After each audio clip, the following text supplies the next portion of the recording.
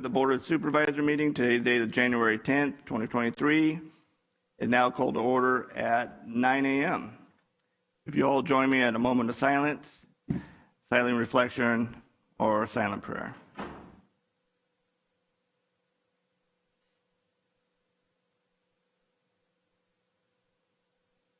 Thank you. Now, Supervisor Ding, will you please lead us in the Pledge of Allegiance?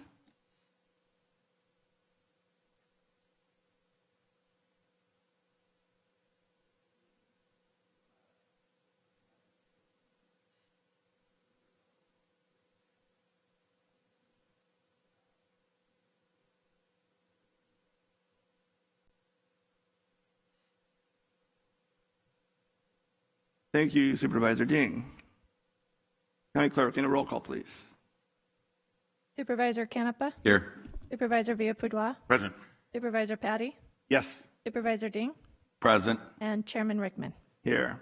All right, move on to recognitions and presentations. We'll turn that over to the County Clerk. Thank you. We now have the proclamation of January 16th, 2023 as Religious Freedom Day in San Joaquin County at the request of Chairman Rickman. I would like to invite Carrie Grover, Executive Director of Tracy Interfaith Ministries, to the podium as I read this proclamation. Whereas in San Joaquin County, we maintain that everyone has a right to their own beliefs and the exercise thereof, and fully respect all places of worship, including churches, gurdwaras, mosques, synagogues, temples, and more. And whereas there was a time when our own citizens lacked religious freedom, prompting Thomas Jefferson to write the Virginia Statute for Religious Freedom in 1777, which was passed in 1786, asserting that civil rights do not depend on religious beliefs, and what a person thinks is no business of the government, thereby guaranteeing the right of citizens to worship freely. And whereas Article 18 of the United Nations Universal Declaration of Human Rights, established in 1948, says all people have the right to their own beliefs, to have a religion, have no religion, or to change it at any time. And whereas in 1993, Religious Freedom Day was enacted by then President of the United States, George H. Bush, to promote peace and acceptance and to show support for people in our country and throughout the world who still suffer harassment, violence, and death for their beliefs.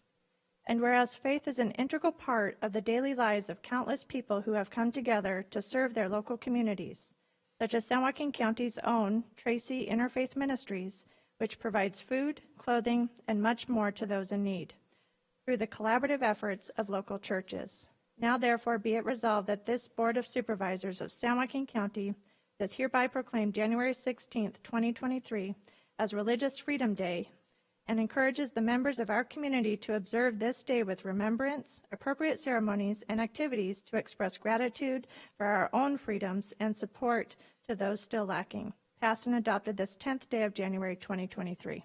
Chairman Rickman. All right, thank you, Michelle. I don't see Carrie in the room. I know she was on her way here.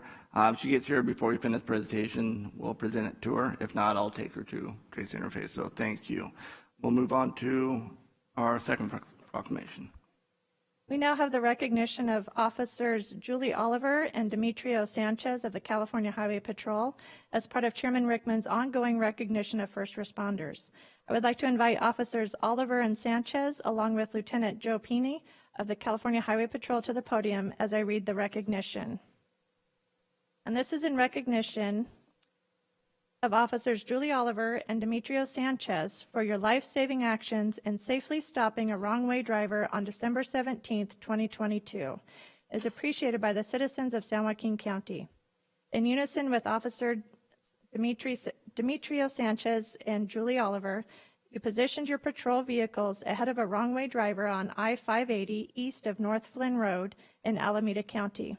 By activating the emergency code 3 lights and sirens, the driver safely stopped in the center median, where the driver was arrested on suspicion of driving under the influence. Thank you for your prudent and judicious actions and outstanding service, presented this 10th day of January 2023. Chairman Rickman. Thank you, Rochelle. Thank you all for being here. You'd like to say a few words? Thank you to the board and Chairman Rickman for recognizing our officers in the Tracy area. Obviously, we all know that law enforcement's gone through some challenges, and these two here exemplify amazing dedication to the public and the community which we all serve. So thank you. Thank you, Lieutenant. You guys want to say anything? You don't have to. Thank you, everyone. Appreciate it. It's just another day for us, though. Appreciate, though. Officer Oliver? You're good. All right. Thank you. Thank you very much. We'll get some comments here from the board. Supervisor Canepa, when are you going to start it out? Thank you so much. Thank you for your service. So what we need to do is get more folks into your guys' jobs. So, we've had this move away from the police and safety, public safety, and God and state and things like that we just heard about a proclamation. So I think that's the most important part, is how do we recruit more folks to do the outstanding job that you do to keep people safe and keep us safe. And we need more of you, because the way that people drive on the freeways and even the city streets and county roads is deplorable and sad. So stay safe, and I appreciate it, because that could have been an absolute nightmare. Driving that way, and we see it all too often. So thank you for what you do, and I appreciate it from the bottom of my heart. Thank you, Supervisor Canepa. Supervisor Patty. Thank you, Chairman Rickman. Society owes a great debt to those that are in the right place at the right time, or those that answer call to action. Oftentimes be preemptive, as in this instance, that you're not being reactive to an accident, but you see something, you spring into action, and thank God that you're there, because the repercussions and the damages and the impact when somebody unfortunately has caused an accident that may take someone else's life and destroy a family just for that one simple, terrible mistake. So we thank you and all first responders on a daily basis. I know it's just another day in the office, so to speak, for any of you, and that's a testament to your dedication and the realities and the necessity of what you do and how much we value and appreciate it. So thank you for being an outstanding representative of your division and residents of the state of California and this great country of ours. Thank you so much. Thank you, Supervisor Patty. Supervisor Ding. Thank you for your service. And Vice Chair. Thank you, Chairman, and thank you for bringing this forward. You guys are humble heroes. You guys do this every day. You're amazing what you do every morning. You wake up and you're out to save lives and look out for our community. So thank you for serving, and appreciate everything you do for us. Thank you, Vice Chair. And I'll wrap it up. Thank you both very much for the job that you do. In this incident, you can all just imagine, you get called to a call of a wrong-way driver, so you're approaching that wrong-way driver. You're going 50-60, and they're going 50-60 right at you. So put yourself in harm's way. And there is no doubt that you guys did save a life, because if you didn't intervene during the holiday months, that person would have went head-on with somebody, either would have killed them or seriously injured someone. So thank you very much for the action and your heroic deed. So we all appreciate it here in San Joaquin County. So if you would please join me up front real quick.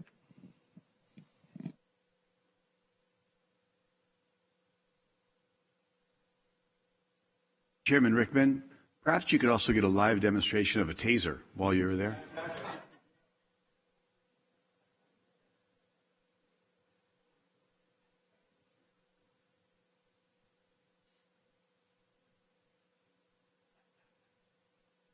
Nominate Tom Patty for the...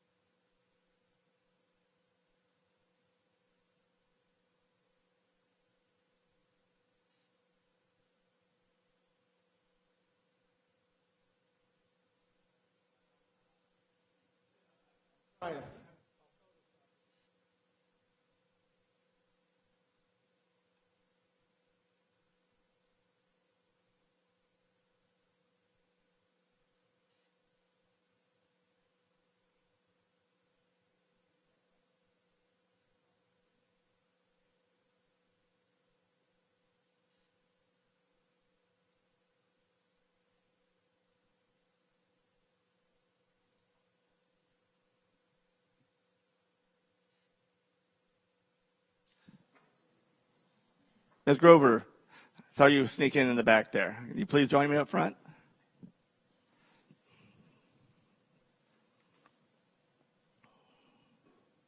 We already read the proclamation for Religious Freedom Day, but would you like to say a few words? Hello to all of you. I apologize for being a little late. Trying to get kids to school on time is always a challenge. But I just want to thank you for having me here. I'm the director of Tracy Interfaith, and just really grateful for all the support that we get from the county in our efforts to continue to feed low-income families, take care of the homeless population that we have in Tracy. And the need just continues to grow. And so we just really appreciate all those, both in faith-based communities and in the government here, that support us so much. So thank you so much. All right, thank you. We'll go to Supervisor Dean. First, congratulations, and I look forward, the chairman speaks very highly of your work, and I'm looking forward to come down and taking a look myself, so thank you. Yes, I'd love to have you anytime. Thank you. Thank you, Supervisor Dean.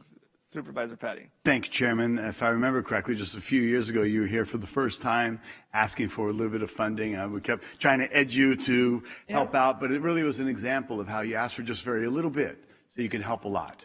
And I'm glad that we're able to partner with you and all the other faith-based organizations that make a profound impact on the day-to-day lives and the quality of life, and oftentimes the assistance that many people need in our community. So great job, as always, and you're a fine representative of that effort here in our community. So thank you. Good to see you again. Yes, nice to see you as well. Thank you. Thank you, Supervisor Patty. Supervisor Canepa. Thank you. Oh, sorry, Canepa. He looked at me, Canepa. No, thank you. What it is that we need to teach is dignity. And instead of a handout, we need to give a hand up. And I think the partnerships with all of the nonprofits that we have in the communities is the only way that we get our services to the street, because there's no way with the amount of people that we have, even working the city, county, and state and federal levels, that we can get the job done. So I want to thank you personally, and I too will come and check out the thing, because it's been kind of a whirlwind week and trying to learn everything and meet everybody. But eventually we will get down to Tracy and see your neck of the woods and serve you guys equally. So thank you so much. Thank you, Supervisor Canepa. Vice Chair Villaputa. Thank you, Chair. Yeah, I look forward to going to one of your sessions one day. And thank you everything for you do for our community. And we'll see you again soon. Thank you so much. Thank you, Vice Chair. Yes, and thank you very much for being here. It's always great to see you. You know, Tracy Interfaith does such a great job for not just the Tracy community, but for the entire San Joaquin County. And, you know, this proclamation is for Religious Freedom Day. And, you know, you're talking about faith, may I bless you, a faith-based organization.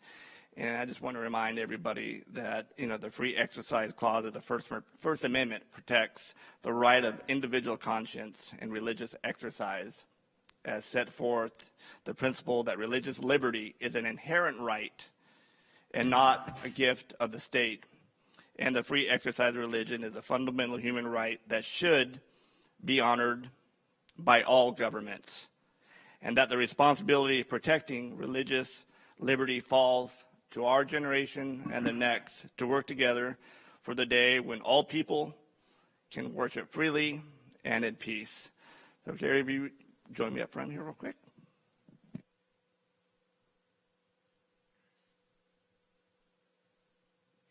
Sure.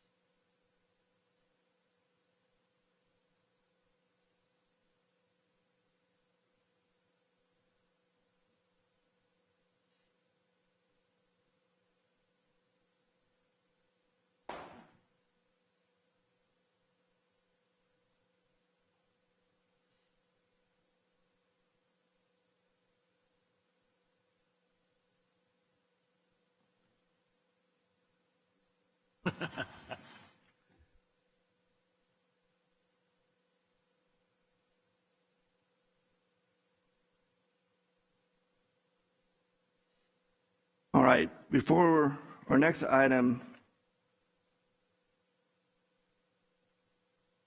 would be public comment, but with the board's permission, we'd like to move up the discussion item from general consent, item number 4, oral update of San Joaquin County Office of Emergency Services activities related to the local emergency for flood and storm conditions proclaimed on January 1st of this year and ratified on January 4th of this year.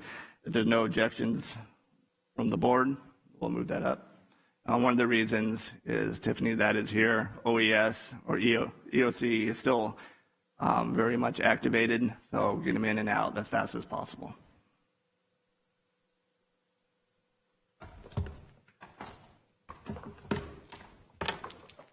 Good morning.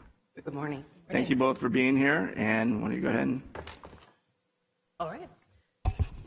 So I just have a brief timeline of events and the way things kind of happened leading up to where we proclaimed on Sunday the 1st, and then what we've been doing since then.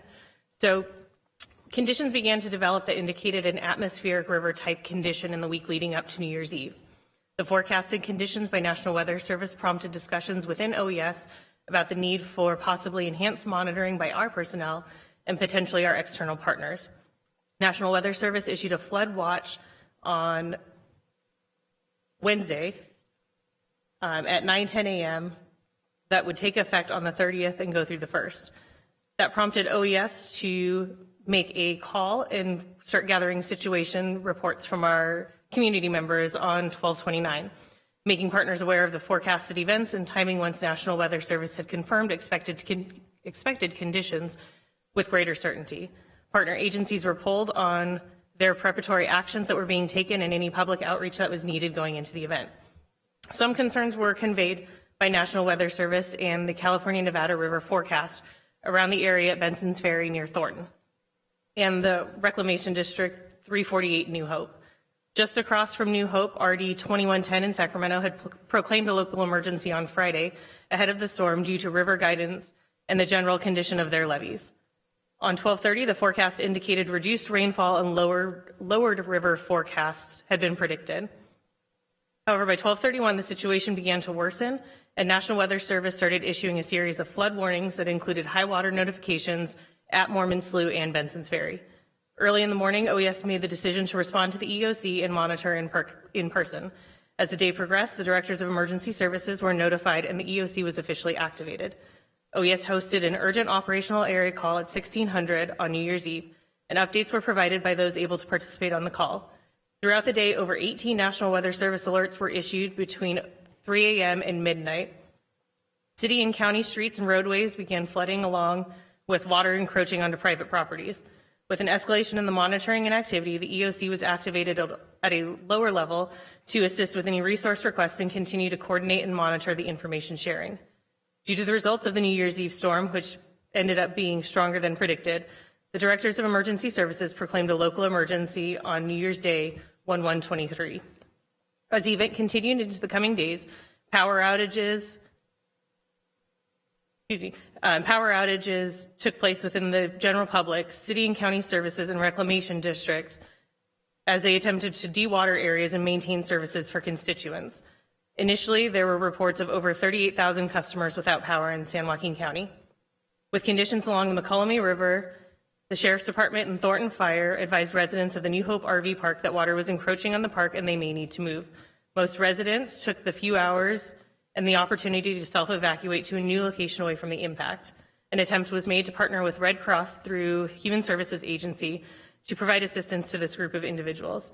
A location was identified within the city of Lodi, and Red Cross and HSA were coordinating to open. The arrangement provided unfortunate as American Red Cross advised when they delivered the trailer, they did not have the staff or the bandwidth to set up a site at the location in Lodi due to the shelter requirements occurring in other counties. Those residents that stayed in the area were followed up and contacted, and arrangements were made to shelter them at the Lodi Grape Festival grounds where they were able to be provided services. As National Weather Service has predicted, a series of storms will continue to batter our region. OES has elevated our posture to moderate and high levels and upstaffed to accommodate the needs of our operational area partners. The continued storm activity has produced unseasonable and above normal amounts of precipitation in short periods of time in our region that our roads and water systems are finding difficult to process. Winds have taken down trees and power lines throughout the county. OES, as well as city, county, and special district partners, continue to respond for calls to service, address emergency conditions impacting our infrastructure. National Weather Service predicts atmospheric river-like conditions going forward into next week, and city, county, and special districts and individual residents continue to address these difficult conditions in an effort to maintain life safety. All right, did that complete your report? It does. I have all the information if you have any additional questions at this point. All right, thank you. We'll bring it back to board for discussion. Any of the board members have any discussion? Supervisor Dean? Hi, Tiffany. Do we have an updated release you can share with me after the meeting in regards to the POTUS Yes. response yesterday? Yep, it was going through a final edit, and then it'll be released hopefully while we're sitting here in the meeting today. Great, thank you. Thank you, Supervisor Dean. The other Supervisor Patty. Thank you, Chairman. Do you have all the resources you need, and are we adequately staffed? At this time, we believe we are, based on the current conditions that we're seeing. We've been able to meet the requests of all the partners that have asked for assistance and the reclamation districts. For the few that we haven't been able to fulfill, we've been able to push those successfully to either the Department of Water Resources or Cal OES to provide assistance. Excellent. And I understand you're also getting additional staff volunteers.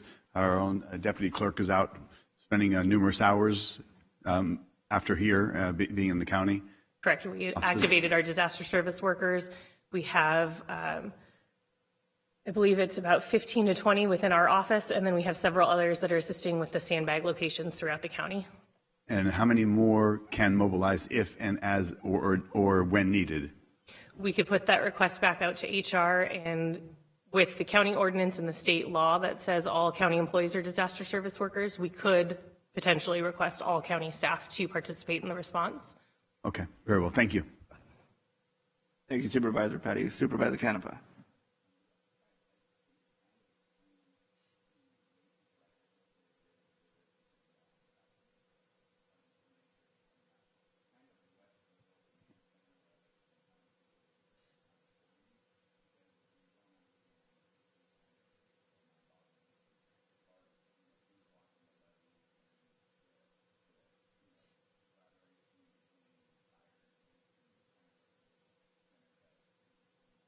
Yeah, so our Office of Emergency Services, as the operational area, is kind of the hub for all information. We are monitoring National Weather Service alerts, looking at the waterways, the levee systems, the releases from the reservoirs upstream of us, working with our state and local partners. So we are on coordinated calls daily with all of our cities and special districts for those that are able to participate, and we're following up with those that we don't hear from. We are trying to gather all of the information, make sure that we have enough resources to provide them with what they need. We're trying to coordinate the public information messaging going out to everybody. As resource requests come in or situations change, we're trying to keep all of our partners aware of what that means. So in proclaiming the local emergency, making those announcements to let our partners know that there could be potential resources available, making sure we're collecting the damage assessment information so we can request those things from the state and federal government. So really it's a staff of our day shift is probably around 30 to 35 within the office, with all of our cities, special districts, and partners that are acting virtually either within their own operations centers or throughout the county in their positions, and working with them to just make sure we have the best picture of what's happening in the county at the moment and what we need to do to prepare for either the next series of storms or what tomorrow brings, or even the next thunderstorm that moves through the county.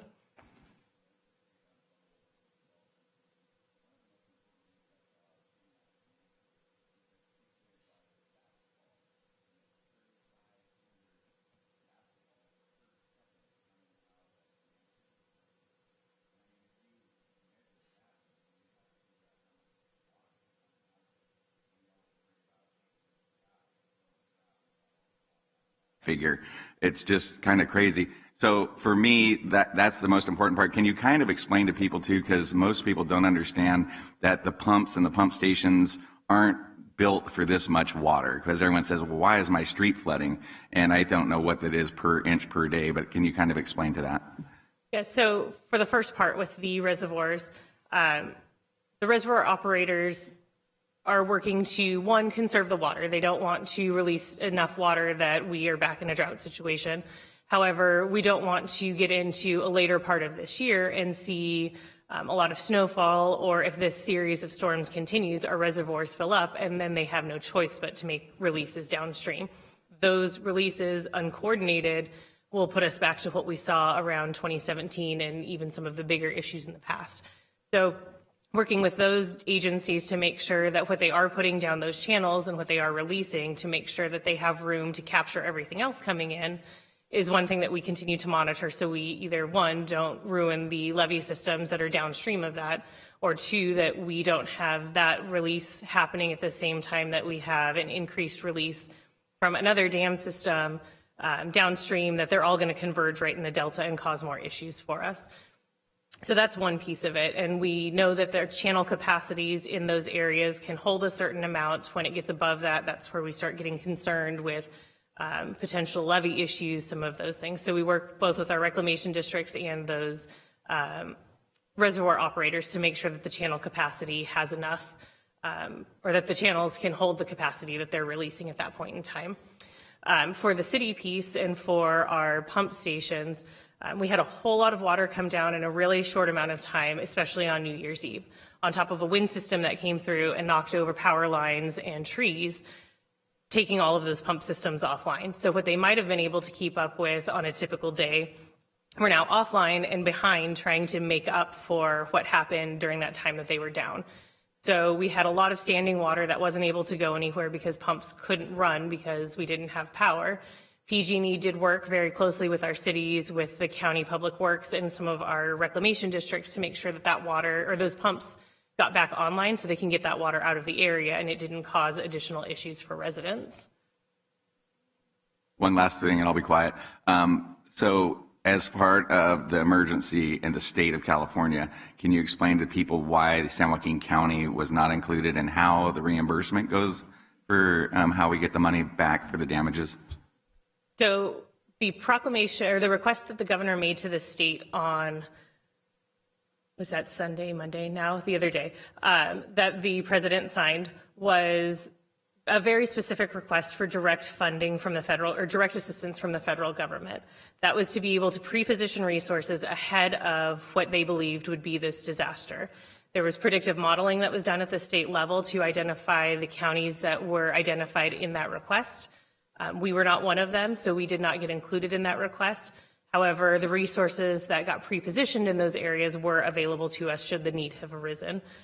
So that was a very direct, specific request for the governor to be able to bring out-of-state resources, to tap federal agencies like the Army Corps of Engineers for issues that may not have been theirs typically, to be able to bring out-of-state utility crews to assist, those kinds of things. It does not affect at this point our request for reimbursement. We are still planning to ask for public assistance, individual assistance, and California Disaster Assistance Act funding to be able to cover our reimbursement costs associated with that. Right now we're looking at damages as of Friday afternoon with the last update that we had. We're around $7 million in damages throughout the county, or throughout the operational area. So the counties, the cities, the special districts, including our school districts and fire agencies. Perfect, thank you. That concludes my questions. Thank you, Supervisor Canada. Supervisor Jean. And I thank you for your time yesterday. Tiffany and I, Mr. Supervisor, spent about an hour on the phone yesterday discussing this emergency deck, and the FEMA response is divided into two parts. I had some concerns coming out of the state capitol in regards to the situation as well, and reiterated that to them, and the comfort level is there. So thank you very much for taking the time with me yesterday, and we will move forward. Thank you, Supervisor Ding. Just have a few questions. So what would you say are the problem areas that we are seeing here in San Joaquin County? Initially, with the first part of the storm, we started seeing a lot in the north part of the county.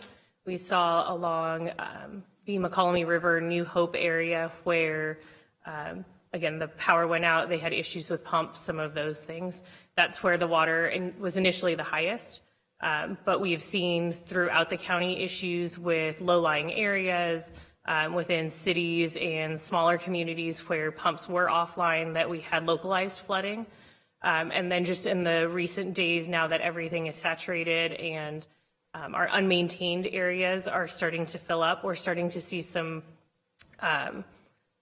areas in the South County that are starting to see some flood issues, in particular in the South County area along Corral Hollow Creek, that yesterday South County Fire, along with the Sheriff's Department, were out there making door-to-door notifications to those residents as a flood advisory, that it's an area that tends to flood. However, with the ground saturation, the levee or the canals and irrigation districts being full of water, those areas started to overflow. So we're continuing to watch those areas and any releases that are coming out of the additional reservoirs. So Farmington is an area that we're keeping an eye on, and that channel process.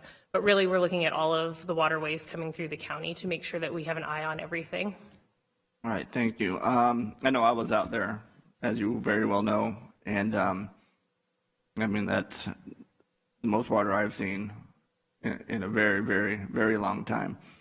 Now, can you guys explain to me, I mean, I understand that was, we talked about Corral Hollow Creek. I know we're having problems with all the way up from Corral Hollow, the canyon, shutting down the canyon, and that goes all the way east, crosses Christmas, crosses Lehman, and it hits Bird Road. Now, is there another creek, I understand, Lone Pine Creek, that was having an issue out there? Lone Tree. You have any information on that? I don't know about that one. Is that the one that was late last night? Yeah, that what I understand, that contributed to the flooding in South County in that area. I don't have an update on that one. I don't know if Public Works has better information on it. If you could address the board through up front, please, so we can hear you. You can come up to this mic, Fritz, if you want.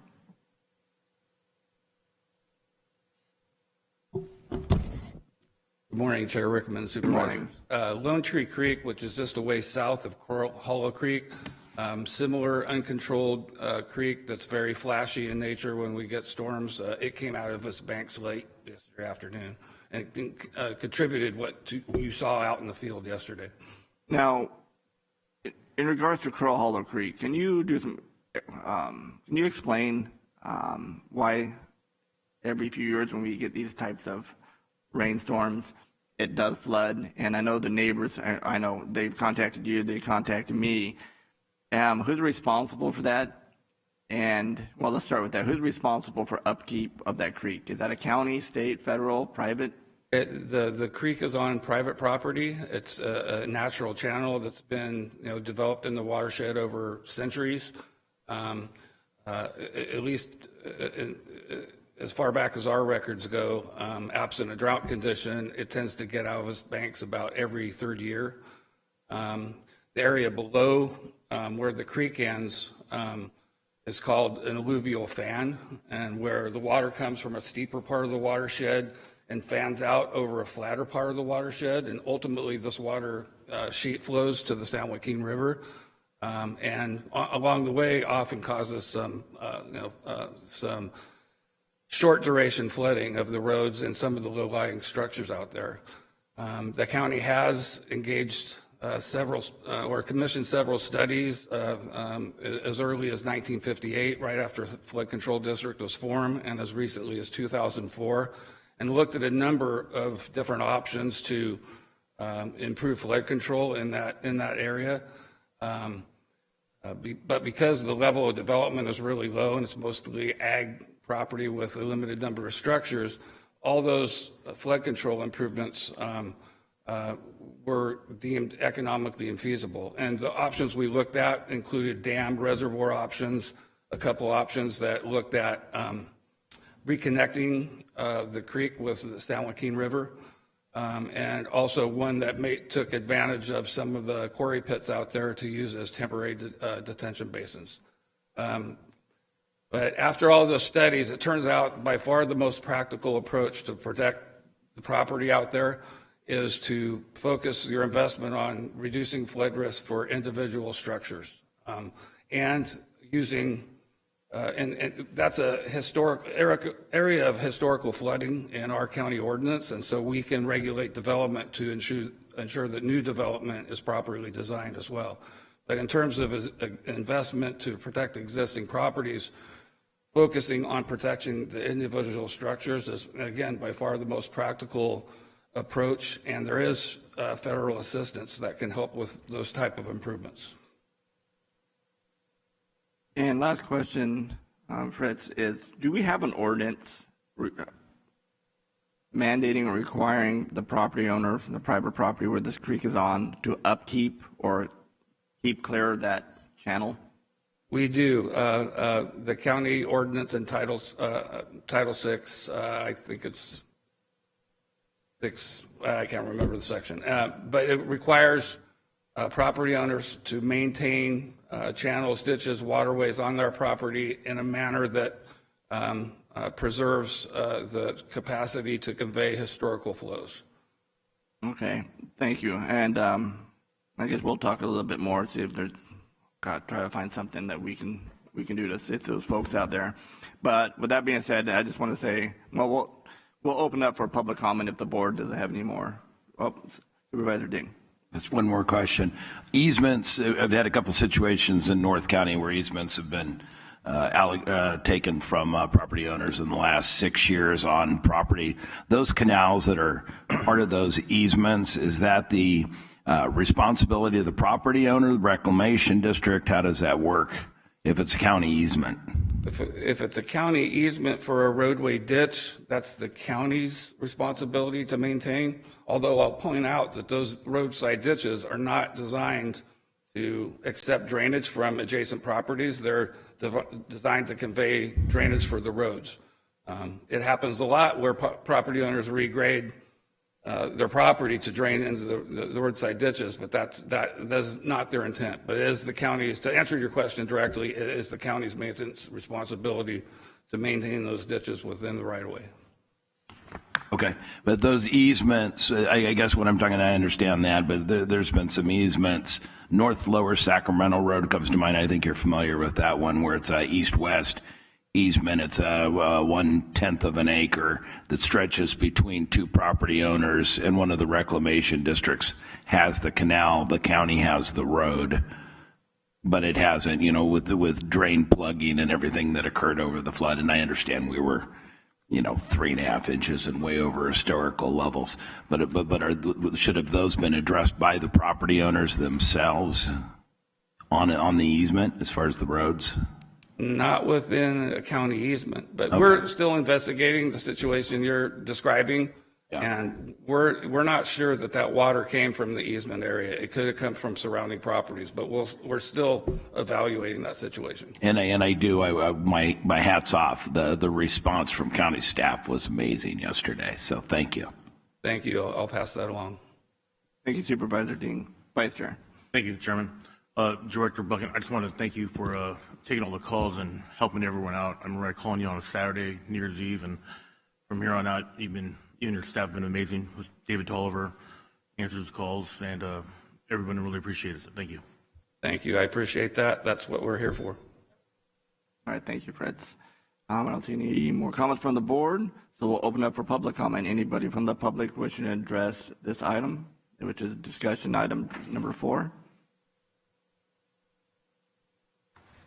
Don't see anyone, so we'll bring it back to the board.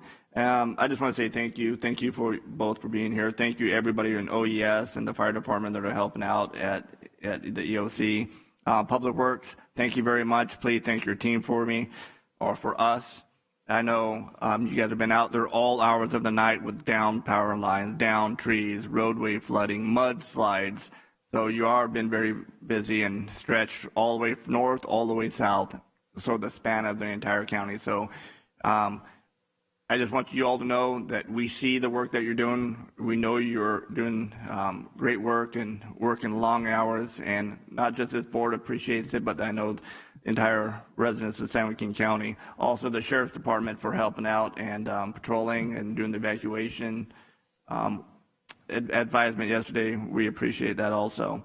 And the only thing I would ask is that please keep us notified of any issues. And, I know as the chair and our CEO is the director of emergency services. However, if there is something in any one of our districts, a large problem area, please pick up the phone and give them a call. Let the supervisors know exactly what's going on in their districts.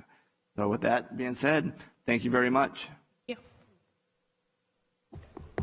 Oh, yes, go ahead. Our city manager. Good morning, Chair Rickman and board members. Hello and Happy New Year.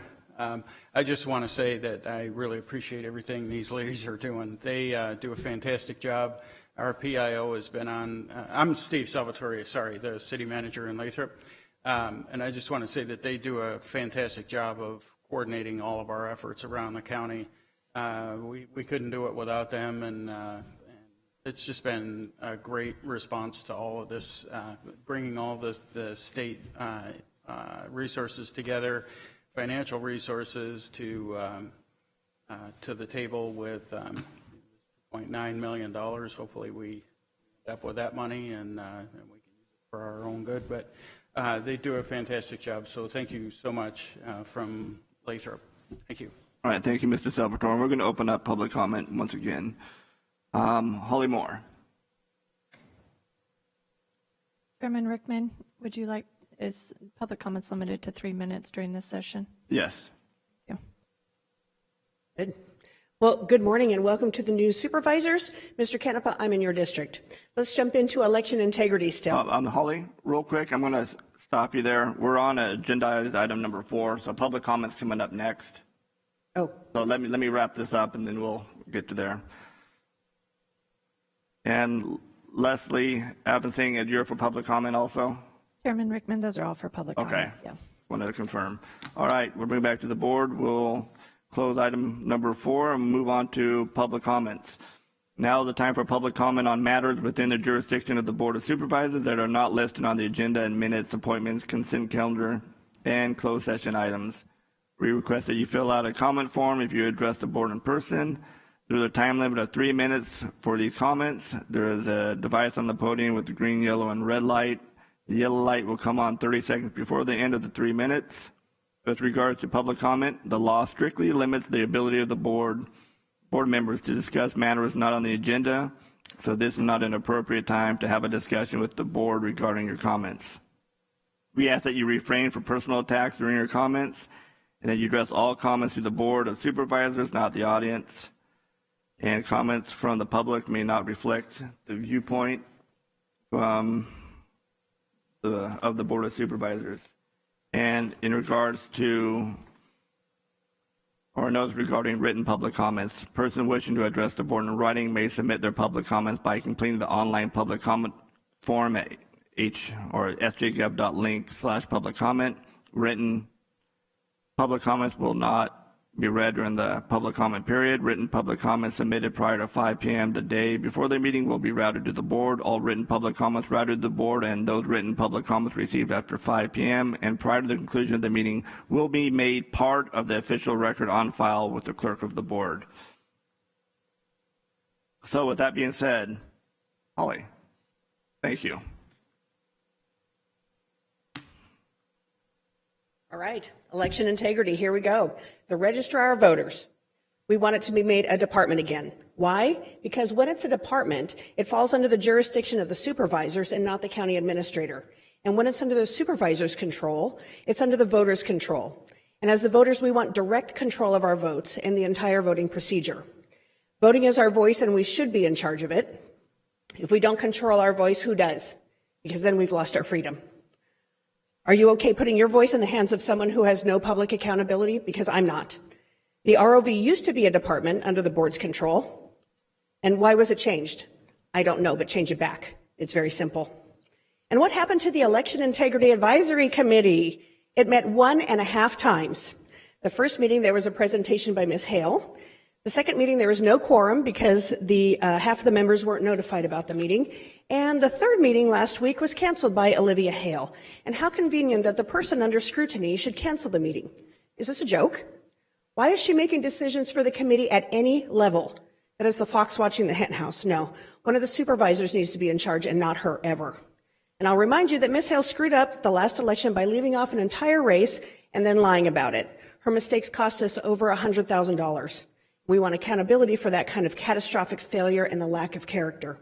Never mind having any direction over the committee. And we want that committee to go deep. We want it to have teeth and to bring things to light and to be able to make the necessary changes. Otherwise, it was just set up to placate us. And we're not fooled by that. We won't be just thrown a bone. We have 22 months until the next election. Yay! And in that time, we want our voter rolls clean. No dead people. No people with a birth date from 1850 anymore. No non-citizens and no ghost or phantom voters on our rolls. We only want valid voters who can be verified in a canvas where we can go find them and look at their addresses. That means they're alive and living and we can find them and see them. We do not want the Voter Choice Act in this county. We do not want voting centers. Look at the disaster that they are in Arizona. Absolute terrible. No machines. They're expensive, they're slower, and they're more vulnerable. Last year, the representative from Hart Voting said at the end of the day, all machines can be hacked, and that doesn't give us any confidence in our voting system. We have plenty of time now to train volunteers to man the precincts and count the ballots by hand. Volunteers are free, fast, and devoted. Paper ballots cannot be hacked. Going old school is a win-win situation, and many counties across the United States are going back to paper ballots because of their lack of hackability. Protect our voice with accountability, security, and transparency. Thank you. All right, thank you, Ms. Moore. Leslie Avancing. Hello, how are you? My name is Good morning. I am a community member. I also now represent the San Joaquin County Fairgrounds. I'm also with California Women for Agriculture here locally in San Joaquin County. I just wanted to come and introduce myself and tell you that I'm the new exhibits director at the San Joaquin County Fairgrounds, and we're trying to bring the fair back to relevance. Currently, with weather the way it is, we are also staging the Southern California Edison Cruise. So we want to make sure that our grounds are safe and ready for any opportunity to support the community. In doing that, we'd like to make the fair this June successful, and that gives us more opportunities for visibility to the community, for rental opportunities. The fair is June 2nd through 4th, and I've provided you all with a booklet that kind of outlines the crazy plan. And what I'm asking you for is community references, organization references, and people to participate in this event. Most of the game plan that you're looking at is by volunteers and community effort. And so we're looking for the community to step up. We are a very lean crew at the fairgrounds. I'm one of 3 employees, and I'm the only one devoted to the fair. So I have basically a wedding to plan for a 3-day event with 30,000 people.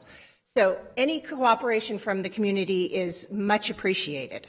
We're also recruiting for board members on the board positions. We have 4 currently. We are looking to seat 12. So if you know of anyone that is community-minded that would like to be on the board, the application is on our website and links you to the state. It is a state-appointed position. So anyway, thank you for your time, and I appreciate any feedback. I will follow this up with an email with a link to our website as well as to the information in this folder. Thank you. All right, thank you, Ms. Avancino. Mr. Chairman, are we allowed to comment on public comment? How does this work? No, we aren't. I mean, unless it's a very brief statement, but we can't ask any questions since it's not on the agenda.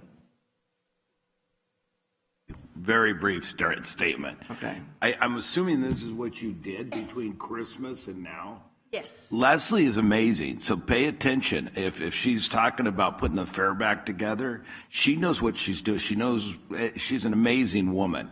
So I'm very excited to have you involved in this. Okay, thank you very much. Thank you, Supervisor Dean. Melanie Knott.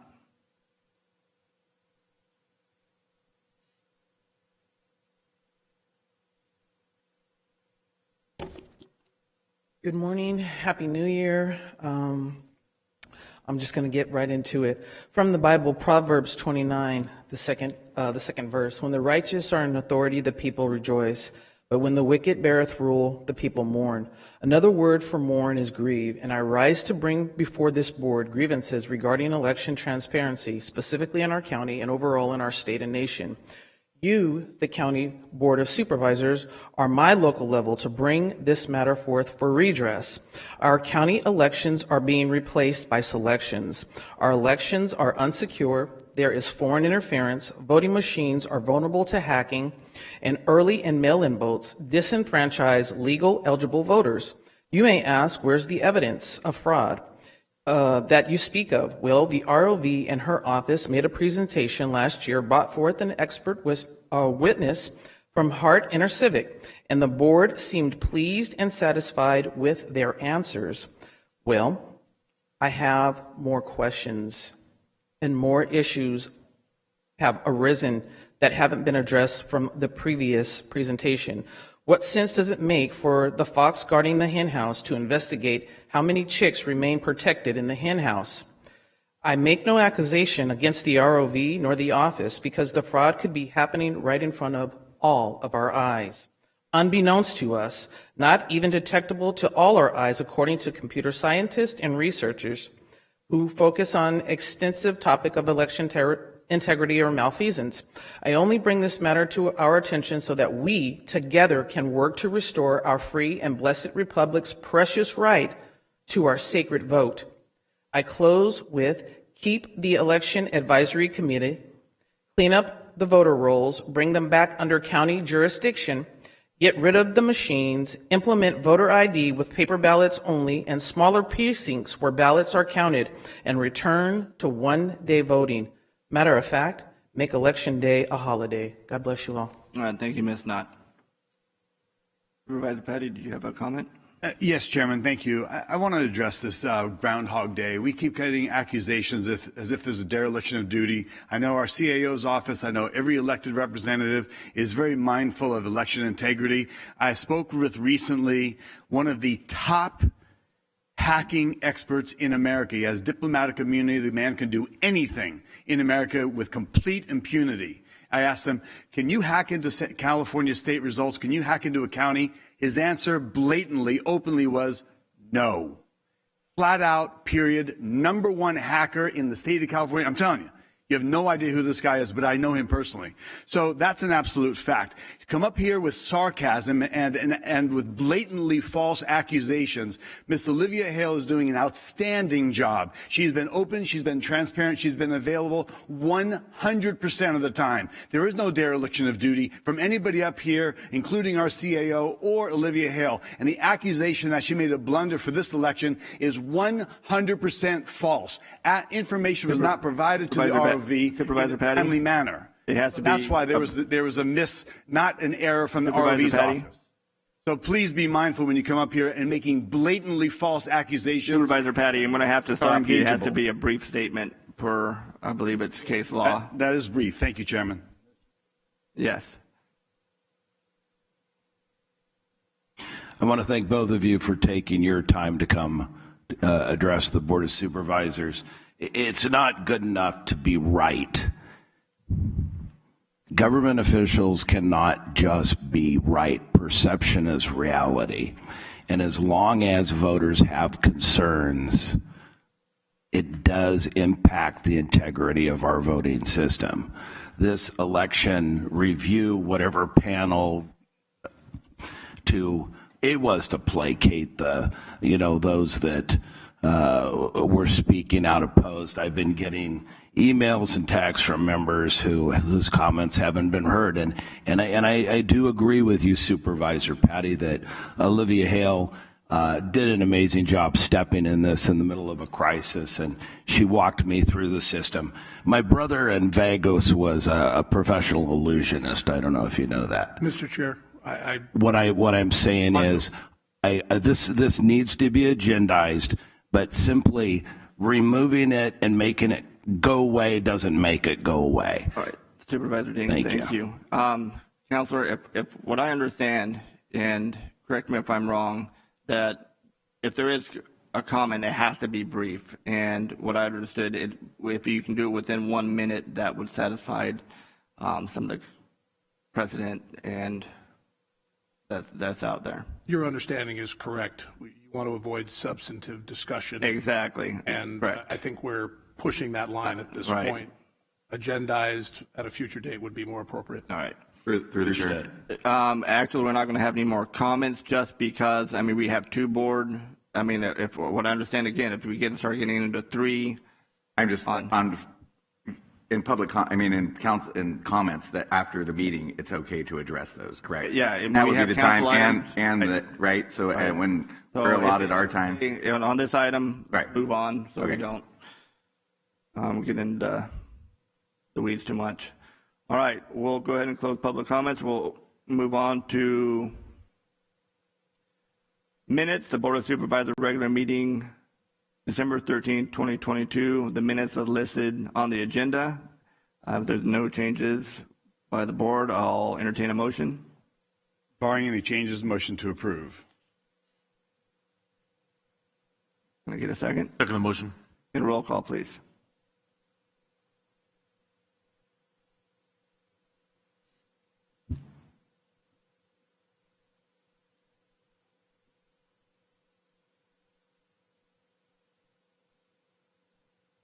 Are we waiting somebody hit a button? Peter. You haven't? I did. It started. I second it. Oh, well, I will. Do this first.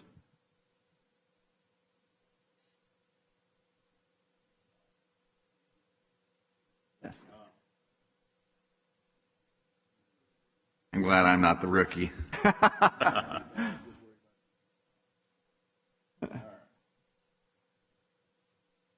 All right, it's adopted 5-0. Move on to consent items 1 through 32. Any board members wishing to pull any items for discussion? Supervisor Patty. Chairman, I'm going to pull 3, 4, and 17. 3, 4, 17. Anyone else?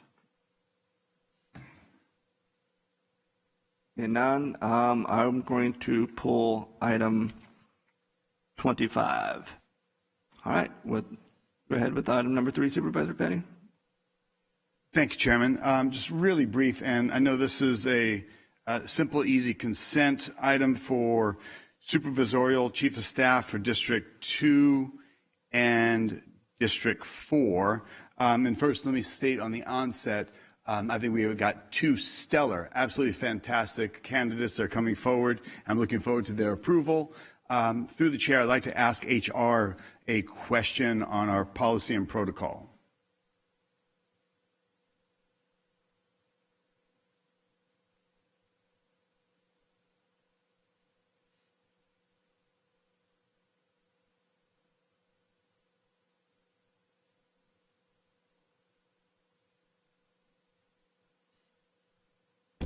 Good morning, Ms. Hopkins. Quick question. What is our current policy and protocol as it relates to the screening process of hiring the position that we're up for approval and consent? In this case, it's the chief of staff. Good morning, Chair and board members. Thank you for the question, Supervisor Patty. For the chief of staff, there are several options that each board member can deploy. They can either choose and appoint through this process that you see today, or request human resources to assist them with the recruitment. In this case, both of the board members chose to select and recommend to the full board their chiefs of staff that is before you for items number 3 and 4. When when a person has been selected, what's the screening process through HR at that point? Human Resources conducts the standard background check that we do for our employees. So that's a review of the qualifications. That is a standard process to make sure that what the individual declares as their experience or their education, for example, is verified. It sometimes includes a background check of their criminal history. It's your standard basic background check. And that's a basic protocol that we do for all employees in the county? All employees have a baseline background check, and then depending on your position, you may have other elements, such as if you have a license, we have to check your license. Some positions require drug screens, so certain things are dependent on the actual position. Understood. And I know that in the HR department, there's, protocols I downloaded. It's, 10 steps for government hiring, reviewing, looking at red flags for, candidates, things. Do we go through that type of screening process, looking for things that would, stand out, that gives us a level of comfort when we hire someone? That would be through the standard background process. I'm not sure what articles you have read, but we have a process for civil service employees and a process for non-civil service employees that we follow.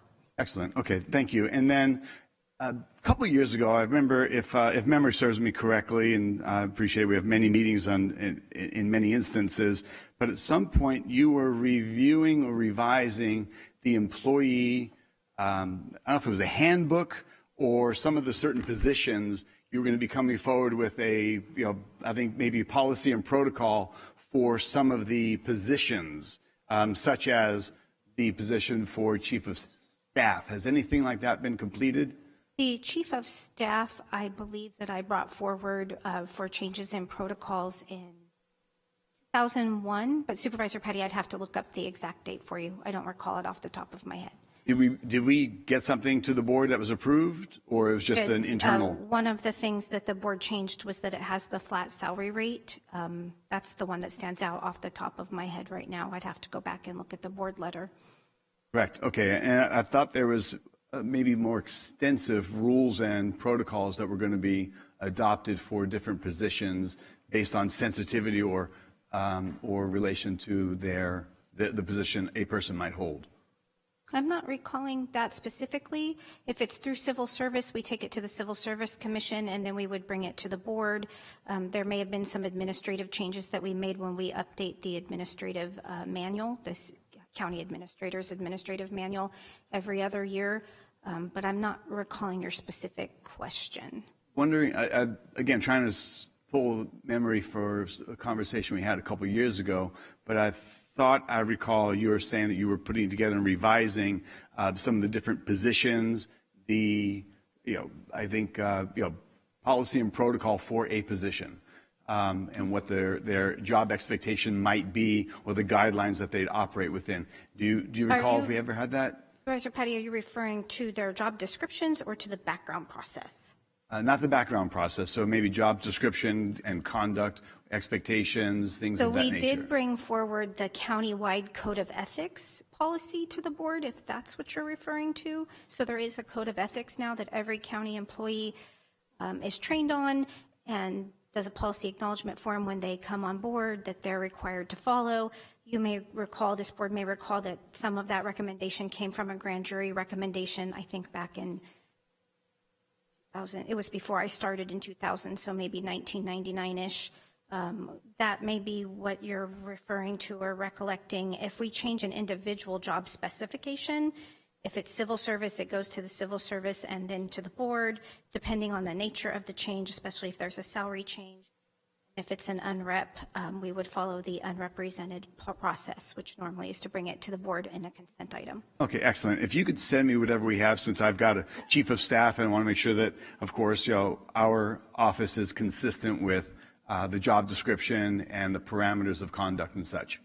Absolutely. I can do that for you. Excellent. So in conclusion, I'm looking forward to the vote and the approval and onboarding of the two candidates whom I know will serve their positions with extreme excellence, diligence, and a level that's going to be absolutely fantastic for our county. So thank you for your time. Thank you. Thank you, Supervisor Patty. And I'm just going to jump in here real quick. There's a correction for consent items 3 and 4, what we're discussing right now.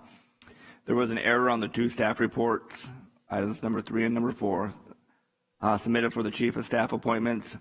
The correct biweekly salary and what was conditionally offered should be $3,387.72, not $4,387.72, as currently stated in the board letter. That's just for all the info and the public's info. Any other board members would like to say anything? Supervisor Dean? I would. I'm very excited about the two new chiefs of staff that are going to be joining us. I've known both of them a long time. Gina is literally, as a restaurant owner, I can tell you, I mean, going through COVID and everything we went through, we worked our tails off. Gina took it to a whole new level. The woman, she knows how to work. She knows how to collaborate. She knows how to call her fellow colleagues within the industry and offer her help. She's amazing.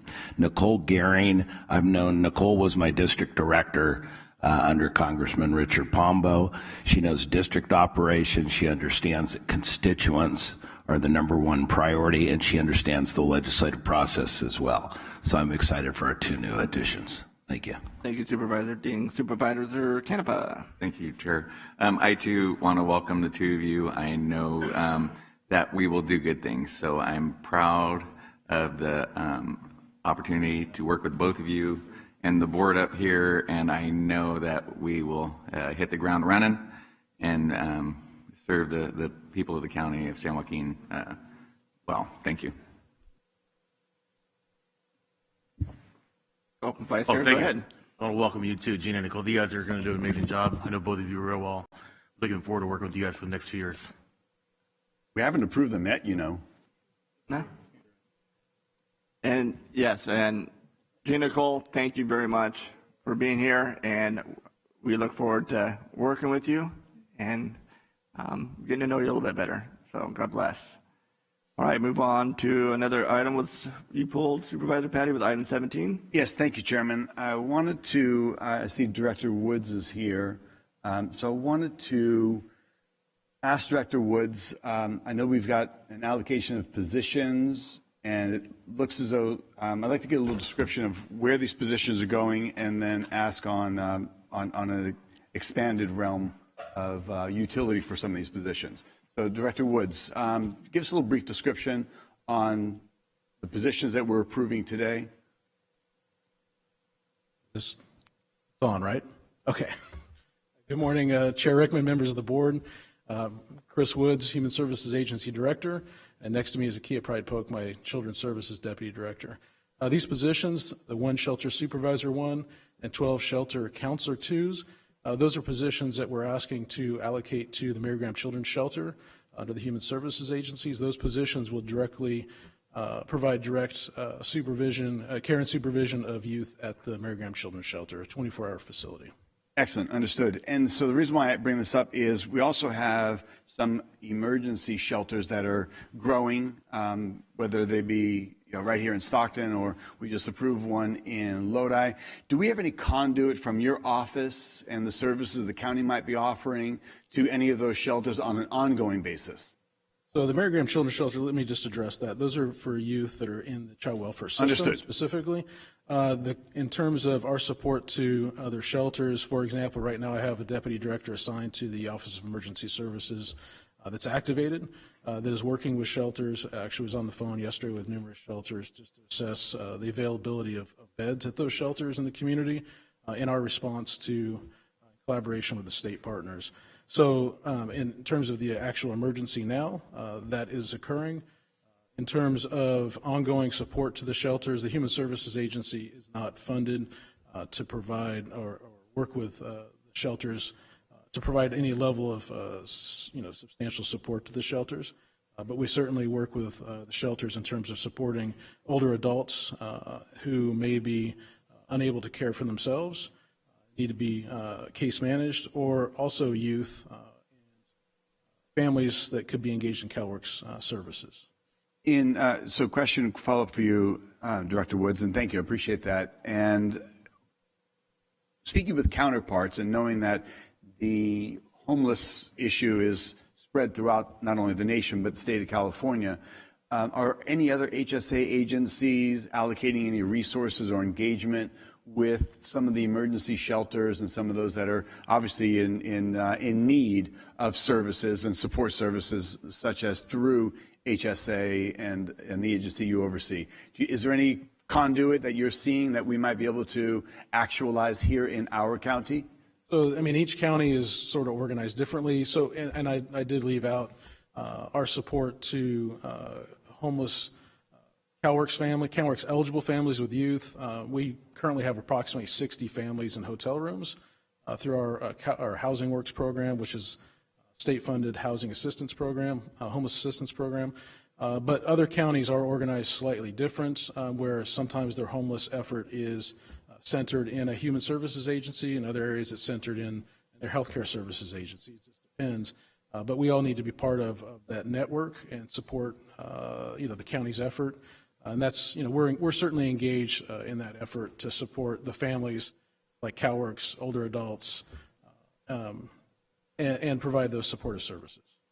Okay. So if, let's say down the road, this board were to have a discussion and we were to ask upon HSA to allocate some personnel and resources and be maybe a more direct conduit to the emergency shelters that are, again, growing and highly populated. There's expansion of the Stockton shelter. We've got Haven for Hope, again, Lodi, Manteca, Tracy. They all have plans for emergency shelters, and oftentimes the one thing they need is support services to help them, that for the county agencies that are not inside their cities as much. So could HSA have any personnel that they could allocate on a part-time basis or a weekly basis to be that conduit to services? Actually, we're currently standing up some additional supportive services being funded by the state to support older adults. So we're actually kind of gravitating in that direction right now under our Aging Community Services team. And we could certainly expand our support to the shelters if that money is available, and if not, then we may have to just come back to this board. Okay, great. And we'll have a further conversation about it. I just want to commend you guys on the positions today, and then you know me, I'm always like, what more are we going to do, or what more is in the pipeline? And so you actually already have some things like that working. So thanks for the information and appreciate it. And as always, you and your agency and the staff are just exemplary. You do a great job. Thank you. Appreciate that. Thanks. Thank you, Supervisor Patty. I pulled item 25, which is endorsement of the County of San Joaquin 2023 top 10 priority list of specifically funded public works transportation projects. Counselor, if I'm going to disagree with one of the priorities, should I pull this item so we can have a separate vote? And would I have to vote no on all the projects? Or vote no on the item if I just disagree with one? I think it depends on the manner in which the motion is presented, but if you are not in full approval of the entire list, then a no vote would be appropriate. All right, thank you. All right, this is for endorsement of the County of San Joaquin 2023 top 10 priority list of specifically funded public works transportation projects. And one of the projects that are in my district, and it is 11th Street corridor improvements, and it's from Interstate 5 to Tracy city limits. And what that does is construct medium intersection improvements through this 4-mile corridor. The cost estimate allows for the construction of a roundabout at each of the intersection in the corridor. And the reason I pulled this, and if you're familiar with the city of Tracy and the outskirts of Tracy, if you're familiar with the roundabout off of Grant Line and Casson, or Grant Line at, Grant Line 11th Street. And when that roundabout was put in years ago, since that had been put in, we've had nothing but problems and a lot of community complaints. You've had accidents have increased in that intersection. You have traffic backing up at, now you're going down Grant Line Road toward 11th Street. It's not uncommon for traffic to back up all the way to Bird Road and also on 11th Street. So if this roundabout isn't operating as designed and the community is not in favor of that roundabout, at least what I've heard, then why would we want to put a roundabout on Bird Road and Banner Road and Chrisman Road when those intersections, as far as I know, are not problem intersections? And secondly, is that have we even discussed it with the allied agencies, the fire departments, and I believe that's a highway patrol jurisdiction. I believe it's, the sheriff's department and so on. And that is just a statement on my part. I don't know if you want to add anything. You don't have to. Sure. Fritz Buckman with your Public Works Department. Just to clarify, it hasn't been predetermined those intersection improvements will be roundabouts. I think we state that the estimate that's in the table was developed assuming roundabouts, but that's because that's what our latest study that we've done, which is now close to 20 years old, recommended. So we've assumed roundabouts for the purpose of budgeting at this point. But as we develop the project, we'll do outreach and to stakeholders, the community, and to determine what specific intersection improvements will be designed with the project. So approving this items, we're not approving the roundabouts per se. That is correct. Okay, that's just when they clarify that. I saw roundabouts and the rest of my little hair I have in my head about fell out. So, I appreciate it. Thank you. With that, we don't have anything else pulled. Mr. Chairman? Yes, sir. So on and the roundabouts was, concern on the east side too. The letter that I received, and I guess my question is to council, you're amending the list of 10, but you never included for the new members what the 10 were. So I have no idea what your priority projects are. I don't feel comfortable. I'll be voting, so present, I'm not voting yes on that item. You can abstain if you wish. Abstain, thank you. All right, seeing no one else, I'll entertain a motion to approve consent items 1 through 32. So moved. Second. And roll call, please. Oh, I'm sorry, let's vote.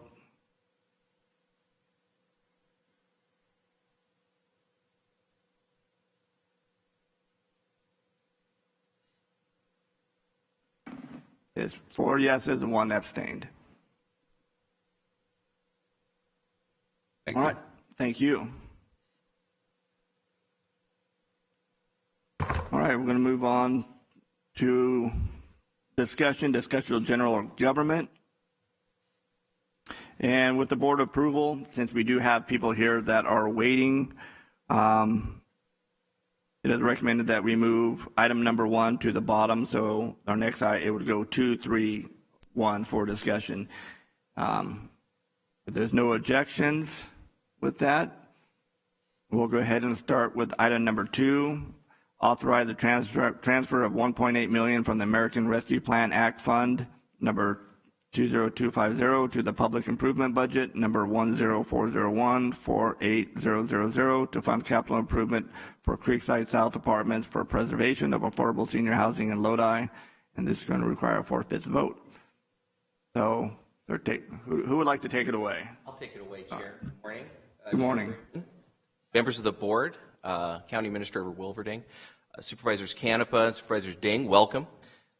Before you today is a recommendation to allocate $1.8 million to the Delta Community Developers Corporation and instrumentality of the Housing Authority of the County of San Joaquin to fund rehabilitation of a 40-unit facility for affordable senior housing in Lodi.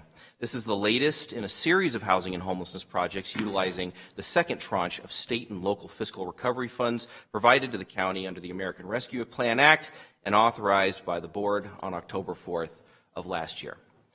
Mr. Peter Ragsdale, Executive Director of the Housing Authority, is here today and has prepared a presentation. Peter? Thank you, Adam. Good morning, Chair. Good morning, Supervisors. Good morning, CEO. This is a property in Lodi that's right. This one. There we go. Thank you. Sorry. A 40-unit property in Lodi, the Housing Authority purchased in July 31st of 2020. It was built in 1972. It's a 40-unit property for seniors, in Lodi. It's a preservation project. Right now, the priorities in California are generally around homelessness and new construction. We bought this property in the attempt to rehabilitate it. It is in need of significant rehab. It's vintage. Average household size is 1.2 people. Average income shows rent and subsidy. We have long-term tenants, almost 9 years on average, with an average age of about 75 years for the community. Since our acquisition, we've completed a capital needs assessment, done the units from the standpoint of figuring out priorities on a 50-year-old property, and we've also evaluated our financing options, which proved challenging for a small property and especially for something in a HUD portfolio that right now does not prioritize the homeless, which we know that there's a tremendous amount of funding around that. And unfortunately, based on the composition of this property, it has a lot of two-bedroom apartments, which disqualify it from 9% tax credits, which is typically the funding we pursue for projects like Victory Gardens and Sonora Square. The property is off of South Hutchins on Wimbledon Drive. You can see there, just south is Harney Lane. We've sort of looked at all of our available options, and at this point, we are just looking to start to stabilize the property around its exteriors. We're proposing concrete and ADA. It has roofs from the 90s, and it has electrical panels, which are also not compliant with current building standards. So that's something that's a priority to get those renovated quickly. It has single pane windows, it has HVAC from the 90s, and the siding is original. So while it's providing and it's fully occupied housing for seniors, it's in need of repair. What we're proposing, and we have an award of San Joaquin County Home Funds and City of Lodi funding. The $1.8 million would total $3.875, which would cover the exterior rehab. This is a breakdown of that exterior renovation budget. This is, it's just sort of a quick overview. Obviously, there's architects and engineers and soft costs involved in this, but basically every dollar would go for the renovation of the exterior of the buildings. They're, again, with an average age of 75 years old. We're very fortunate that there's adjacent transit. There are community parks, Department of Aging. Fortunately, the county supports this community. Lowell Senior Center is close by. And, we're very fortunate that there's accessibility to supermarkets and medical. So our next steps is obviously to try and secure funding for phase one, which is the exterior rehabilitation. That would immediately put us into design, permitting, and hiring contractors. And our phase two would essentially contemplate an interior renovation, which we would leave tenants in place and do a quick essentially a rehab of water heaters, kitchen cabinets, bathrooms. There's popcorn ceilings, which need to be remediated. Roughly consider spending about $40,000 per door. And that is my presentation. Happy to take any questions. All right, thank you, Mr. Ragsdale and Mr. Cheshire. Appreciate it. We'll bring it back to the board for any questions or discussion. Anyone? Who was that? Supervisor Patty? Thank you, Chairman. Question, is this a public-private partnership or is this a government-owned project? In this case, the Housing Authority and its instrumentality own the property. I mean, we have a mortgage on the property, and as such, there's an opportunity at some point to essentially increase rent subsidy to adjust the mortgage, but right now we have a $3.6 million loan on the property, and that's a conventional debt, and we have to be innovative in strategies to preserve this housing. If the ARPA funds were not available, or did you purchase this with the understanding that you would be able to, or ask the board to utilize the ARPA funds, what was the plan? What's the plan when you got it, or what's the timing of this? There is an opportunity to use 4% tax credits, which is essentially bond debt. It doesn't pencil well. I mean, the reality is we're fortunate that there's some HUD-entitled funds the county's awarded. But honestly, Supervisor, there's not a great strategy. It's just not a project right now that's a priority in California. It's a HUD multifamily portfolio. I'll give you an example that if you have a property that has an HCD loan, the state put up $350 million to stabilize those properties. This project doesn't qualify. So, we're a nonprofit owner. We have a long-term, interest in delivering affordable housing in the county. So for us, it was an opportunity to preserve this project before it simply becomes, at a crisis in an age. So we acquired through HUD, you acquired the property without a long-term plan, and then you need the ARPA funds to make this property viable project? So we appealed to the state, given the amount of two-bedroom apartments, which prevents us from getting 9% tax credits, we appealed to the state for relief. It was not granted. We can continue to try and bring soft money in to do a 4% tax credit transaction. But as you know, when we start to build affordable housing using a variety of funding, our borrowing costs go up. Our soft costs go up around attorneys and accountants. In this case, this is a dollar-for-dollar rehab. All of this money goes into the exterior rehab, period. So this is the best path forward. Is it the only path forward? No. Is it the most practical? And given the fact that there was an opportunity to ask this board for support, that's why I'm here. So through the chair, CAO Wilverding, if we were to draw down this 1.8 million, I think is the ask? Yes. If we were to draw down this 1.8 million, where does that leave us with the ARPA funds for our utilization here in the county? Morning, Supervisor Patty, through the chair. The 1.8 was embedded, I believe, in the $20 million that the board allocated for projects related to housing and homeless. So this would just be a drawdown of the $20 million that was already bracketed for this. And this was one of, I believe, $40 or $50 million worth of asks that we considered when we pulled together a proposal for your board back in October. I believe there's $7.9 million worth of unbudgeted funds that are left in our overall ARPA. And so if that's what you were asking, we have $7.9 million and this would not impact that. This would not impact that. So of the $20 million we set aside for projects, which I know we've actualized some home key and other things, what's left of that if we were to draw down this 1.8? Within the 20 million? That number I don't have off the top of my head. I would have to ask that from staff. County Administrator, I don't have the exact figure off the top of my head, but Supervisor, it would leave us approximately $6 million of the original $20 million. That's after the several projects that have already been authorized by the board to date. Understood. Thank you. I appreciate that. Thank you, Adam. Welcome. Director Ragsdale, walk me through this project. Let's say it does get funded. And people were to live in there. This is affordable senior living. That's the plan. Who pays rent? Who collects rent? Where does those revenues go? So the property is fully occupied. It's a property. It's professionally managed. We don't manage it. We have a private property manager, but the Housing Authority runs this property through our books. So who pays rent?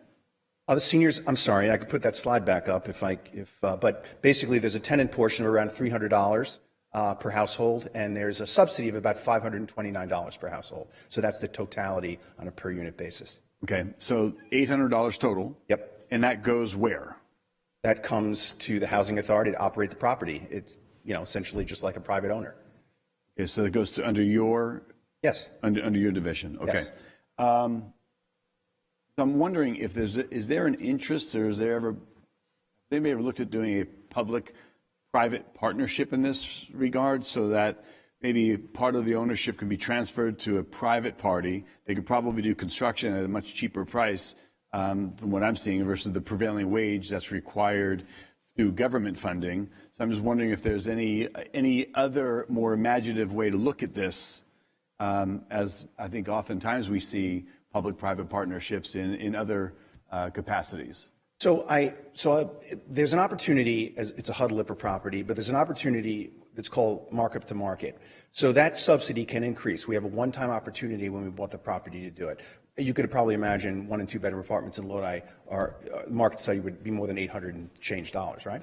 So essentially what will happen is we have an opportunity to increase the total subsidy from the project from the federal government, at which point we essentially monetize that cash flow by increasing our mortgage, at which point there's there's a private lender involved, so it is a public-private partnership.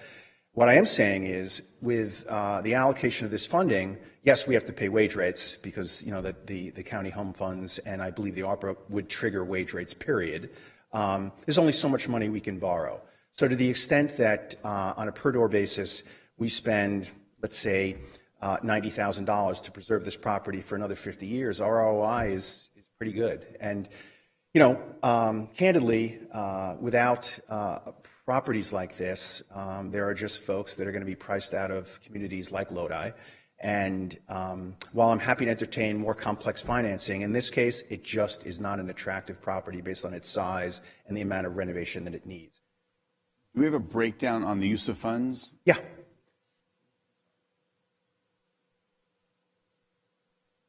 Went too fast through the presentation, I'm sorry, but it was in there.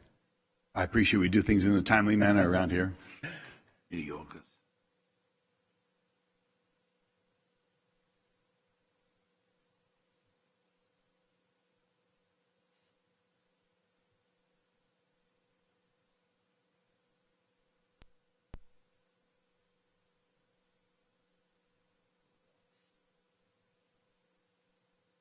Yes. So, that's the totality of the money that we're contemplating for those items. And to your point, Supervisor, those are all private businesses that come in and do that work.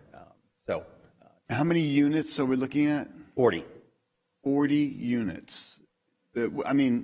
I'm very familiar with the HVAC world, and I cannot imagine 40 units costing $750,000. These are the things that jump out at me for the use of dollars. That's an exorbitant amount of money for HVAC. If you were to put a new unit up, which costs about $5,000, which is a 100% markup for the $2,500 wholesale cost, and you were putting in new ductwork and everything else, you're $8,000 or $10,000. I don't see the $750,000. They're looking at siding and windows, $1.6 million. I just don't know where these numbers come from. Well, I struggle with some of these things that come through for our approval because it's not a sharp pencil, that's for sure. I can tell you that on a per door basis, again, we do this work all the time. I'll give you an example that we have $3 million from the state of California to do work at the agricultural sites. That's Harney Lane in Lodi and the Arteses down in Matthews Road as an example. We're doing siding work right now on those properties, and I can't control the costs. This is what we bid that work, and with wage rates and commodities, this is roughly what it's cost. I'm giving you an estimate. We haven't bid this yet. This includes soft costs for design. Yes, it's expensive, but I can only come back and say that for this investment, if you look at the totality of the money, for the length of time this property will provide housing for affordable seniors, that's the math I have to look at. Well, and I get the idea that we want affordable housing, and nobody will say, no, we don't want to help seniors and we don't want affordable housing, but I'd like to see a better breakdown. And is there a timeline where we use this or lose this money, where in the next 30 days or 60 days, or I'd rather you came back to us with an exact breakdown of what it's going to cost roofing, $625,000. I know a lot of roofers do roofing for a lot less, even if it's prevailing wage. You're looking at siding, sheetrock, stucco, whatever you're going to be doing. I'm not seeing the utility of these dollars to this amount. I really am not. Understood. I find that challenging. So I would just say this, that of course, ultimately what's challenging for us is that we have to enter the design phase and go out and produce bid documents and come up with a spec for people to bid. So the reality is, without some assurance of funding, I would essentially be spending money on the hopes that I actually can do the work. So I understand what you're saying, but I think based on our experience in the market, this is roughly an estimate of where we would be. If it's less, if the bids come in less, all of that money could go into supporting the interior renovation. So it's not a sunk cost from that perspective. It winds up being less expensive than what we're contemplating. We estimate about a $1.6 million interior renovation as well. So we're not looking to overpay. As I said, what's interesting about our affordable housing business is we're responsible to make those loan payments to operate this property. So candidly, we'd love to see a more marketable property in a condition that essentially allows us to preserve it, because cash flow has to support our mortgage. So To the extent, Supervisor, that it's less expensive, we'd love to be able to move that money to phase 2. I'd like to see a more definitive breakdown on use of funds. Okay. And, that's a reality. If you start to look at the numbers and, it's 100,000 here, 500,000 there, it starts to add up. And I think we need to be prudent. These dollars are narrowing down quickly. And I know that you guys would agree clearly. You want to get maximum amount of impact and stretch those dollars so that we could do this and more elsewhere, as we oftentimes look to, and I asked for, and the board would agree. I believe that's, what else and what more. So I'm uncomfortable unless we see actual dollars. And I think you call up any contractor, say, give me a bid on this, and they'll give you a bid. They don't need to have an assurance that they're going to get paid when they put in a bid, because you want competitive bids. Understand. And no contractor knows that their bid is the winning bid. They're competing for the work. So I'd rather see a much sharper and a much more defined utility of the dollars. Understood. Thank you. All right, thank you, Supervisor Patty. Supervisor Canepa. Just being the newbie. So at the city, we kind of had trying to use this money to get new, dwellings for people. I mean, the thing that gets me is that they only make $16,300 a year. So, I mean, quality of life for those folks is important. So, I mean, we kind of had numbers. I mean, and that's the thing at the county. I don't know if we do that totalitarian with the cities and getting new dwellings for, housing. So, can somebody kind of address that?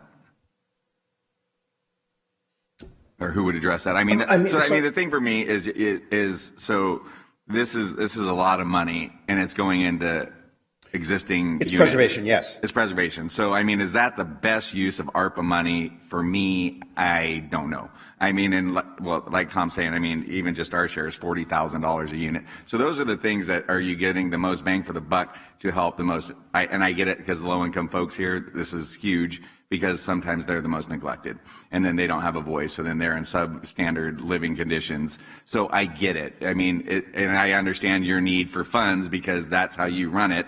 But I mean, is this amount of bucket of money the most bang for the buck? And if you guys could address that. And I don't know, there's 3 questions in there, so whoever wants to take a stab at it, have at it. Supervisor, through the chair, if I may, I'll just address the idea of the bang for the buck.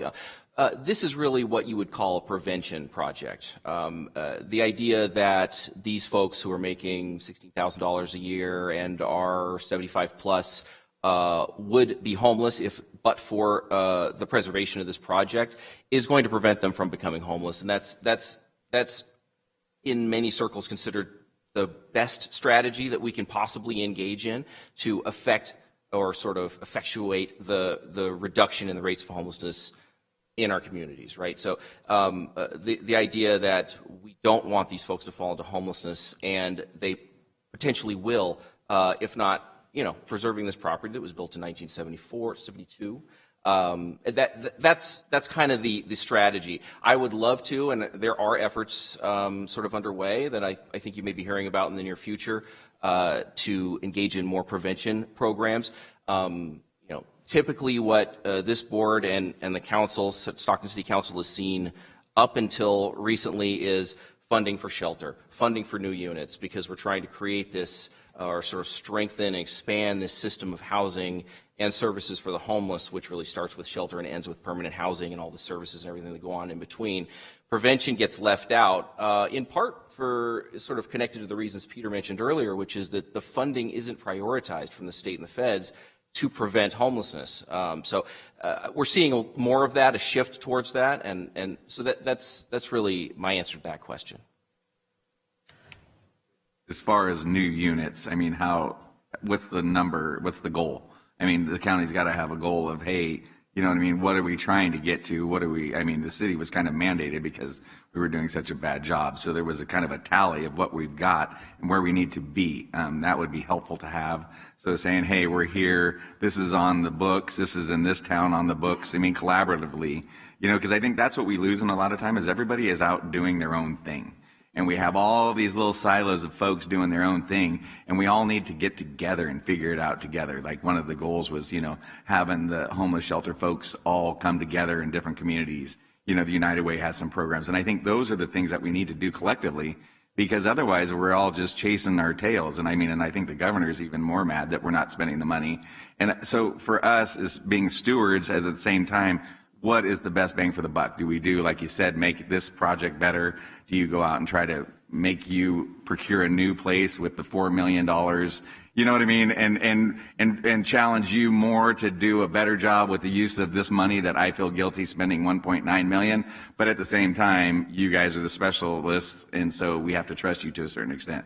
So I would make the quick comment is that, fortunately we have, a 38-unit project under construction a mile away from here. That's, an acquisition rehab. We intend to submit, the board has given me permission to submit a home key project in French Camp next to Victory Gardens for homeless seniors in partnership with HSA. We have a design. I'd love to share that with you when the time is appropriate.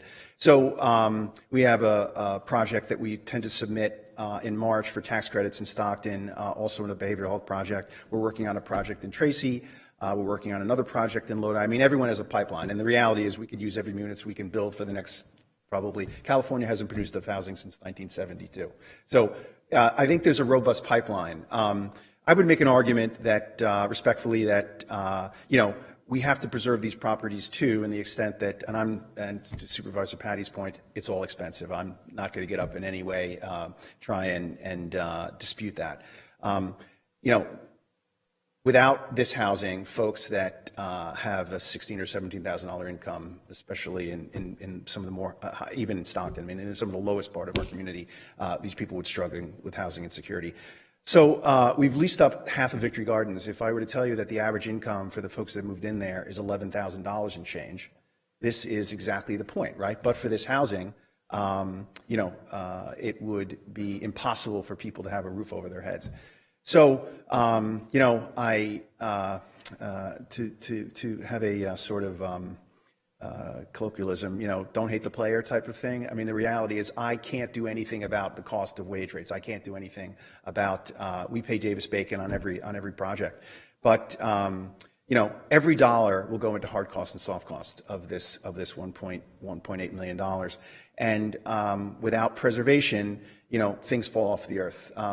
I had a conversation, and I know you have a relationship to this, Supervisor Canepa, that Filipino Plaza is in dire need of renovation, as an example. We play in the HUD world. They had a REACT score that I'm familiar with. At some point, that building also will have to be recapitalized. But for supportive people that have philosophy that we need to make these investments, it falls off the earth. So.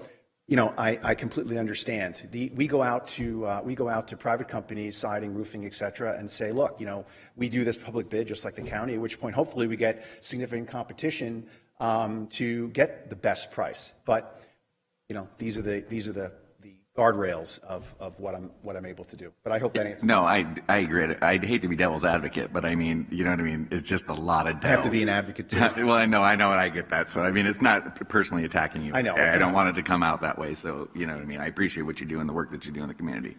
It's just so expensive. Most of the doors, it's $400,000 per door for renos and stuff like that. And I get it, and there's cost of operating, and, you just can't let it fly on its own. So I get that. So thank you very much.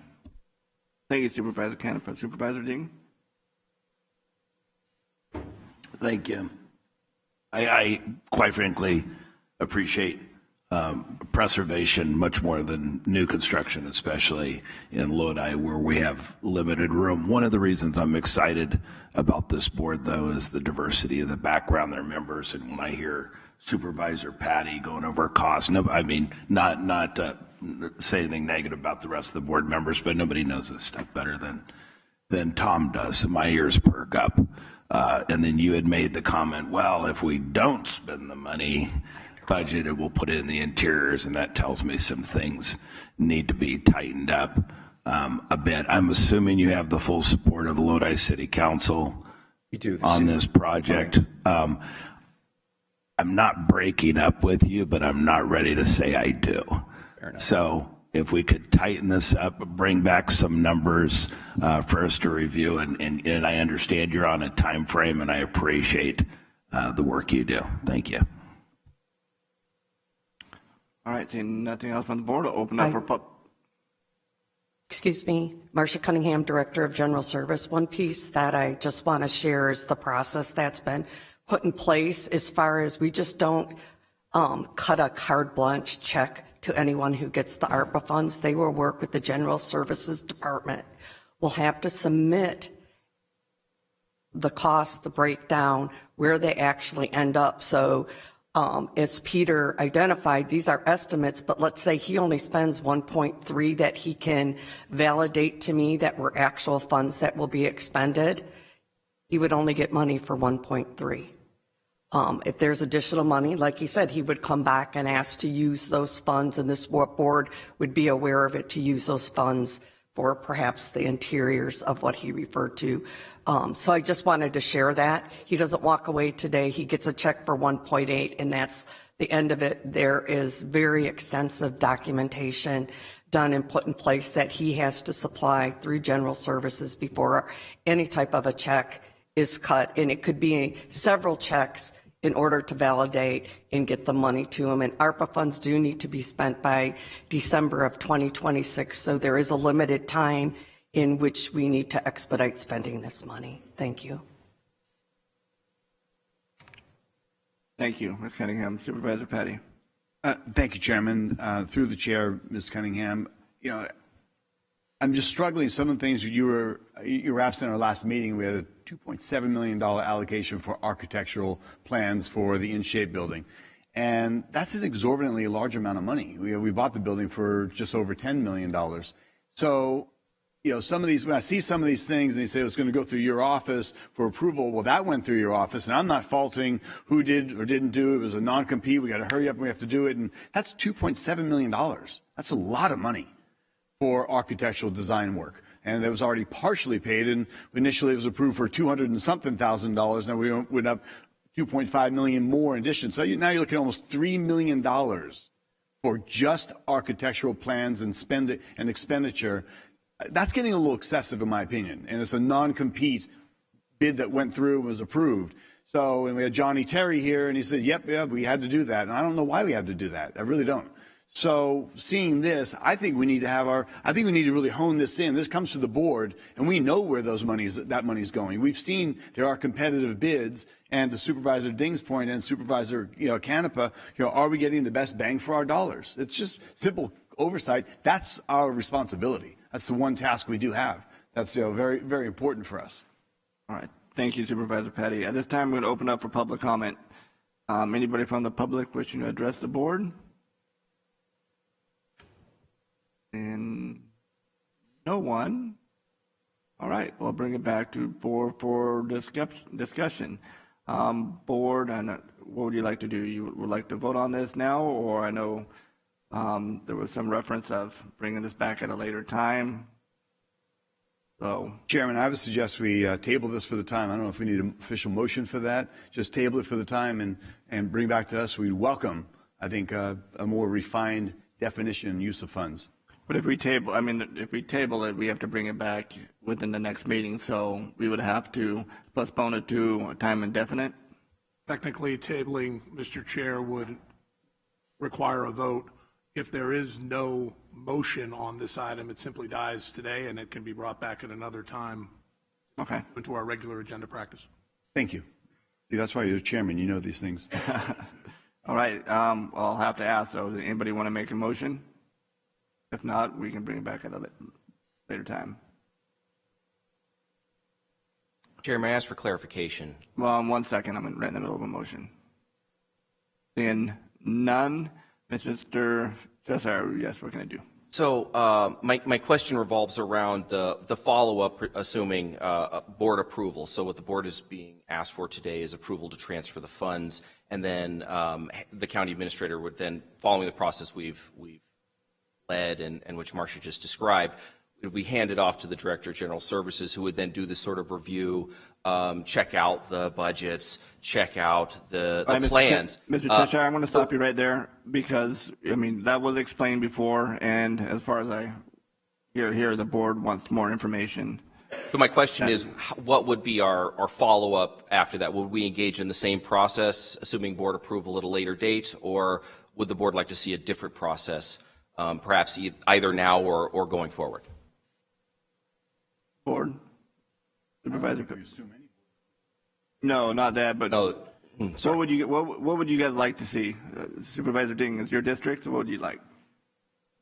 And I full support of a project like this, and I've always prevailed to the smallest local entity, which would be the city of Lodi, that is supporting this, and I generally jump on board. However, being the newbie here, and I'm learning, and I've never done anything like this before in my life, I need to know, do these go out to bid? When you say, is there a local hiring element, within, this process? If you say that we're going to spend $400,000 on tar for the roof and you don't spend the money on tar for the roof, does it just go into drapes or do we get the money back? I just need some more information. So I think we can work over that in the next week and get some more questions answered. Great. Thank you, Supervisor Ding, and you can work with the CIO and get some more details. And with that, there was no motion, so just be for information only. So thank you. Thank you. Dragdale, Ms. Cunningham, Cheshire, thank you. Through the chair, point of clarity. Yep, go ahead. So on that, if you did motion to vote and it got declined, then it would be dead in the water, or they'd have a chance to reapply. And then one other point of order for that, coming forward, I would just like to know how many people applied for that and how many shovel-ready projects there were. So if that could be added, I would appreciate that. All right, thank you. I mean, like I said, to answer your question, if there was a motion and it died, you could bring it back for reconsideration, but there is a time frame, and there is only the board members who voted in the affirmative could bring that back for reconsideration. Thank you. All right, move on to item number 3. Approve and authorize the tax allocation agreement between the City of Lathrop and County of San Joaquin for the allocation of property tax for the West Lathrop specific plan area developed on or after December 1st, 2022. So, Mr. Wilverding, I'm going to turn it over to you. Thank you, Chair Rickman, and good morning. It's still morning, members of the board. And as soon as we get my little presentation up here, I'll get started. And there we go. Okay, so this morning I'd like to discuss a proposed change to the West Lathrop specific property tax sharing agreement. And the West Lathrop specific plan is an addendum to the Lathrop Master Tax Sharing Agreement. And the Lathrop Master Tax Sharing Agreement is an overlay for the entire city of Lathrop, and it's a citywide agreement with an 80-20 tax share split. So what this is an addendum to that agreement. This, the original addendum for the West Lathrop specific plan was actually made in 1996, and the reason for it was it anticipated theme parks in the development area. I believe there were 4 theme parks that were supposed to be developed there. And accordingly, the revenue sharing was structured so that the substantial portion of the transient occupancy tax, which is related to hotels and motels, and the sales tax would go to the city, substantially all of it until 2027. And the flip side of that was the county would get an outsized share of the property tax split in a 90-10 split, because most of the revenue that would be flowing would be from the theme parks, TOT, and sales tax. And so that's what was designed to happen in 1996 when that was set up. Well, then in 2000, the year 2000, Measure D removed the theme park land use. Okay, so, but the property tax split of 90-10 favoring the county still remained in place. That was never addressed. And as many of us are aware, in that area, predominantly residential construction has been taking place, which generates largely property tax revenue. And as a consequence of that, last fall, the Lathrop administration folks came to me and asked if we might be willing to consider changing this to remediate this issue. So this is what we're talking about. This is the city of Lathrop, and let's see if I can do the pointy thing here. So right here is the, come on, is the boundary of Lathrop. You got the downtown area here. And then what I'm highlighting right here is the West Lathrop specific plan area. So this here is the area that we're talking about. It's probably about 1/3 the size of the entire city bounds.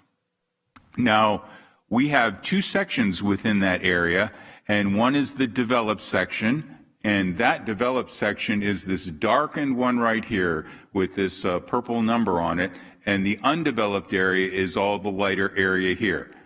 So what this particular proposed change is for the undeveloped area, so for that remaining 2/3 portion not yet developed, is what we're talking about. The developed area we're still talking about leaving on the 90-10 split, which favors the county. And this was something that I had talked about with Lathrop City Management.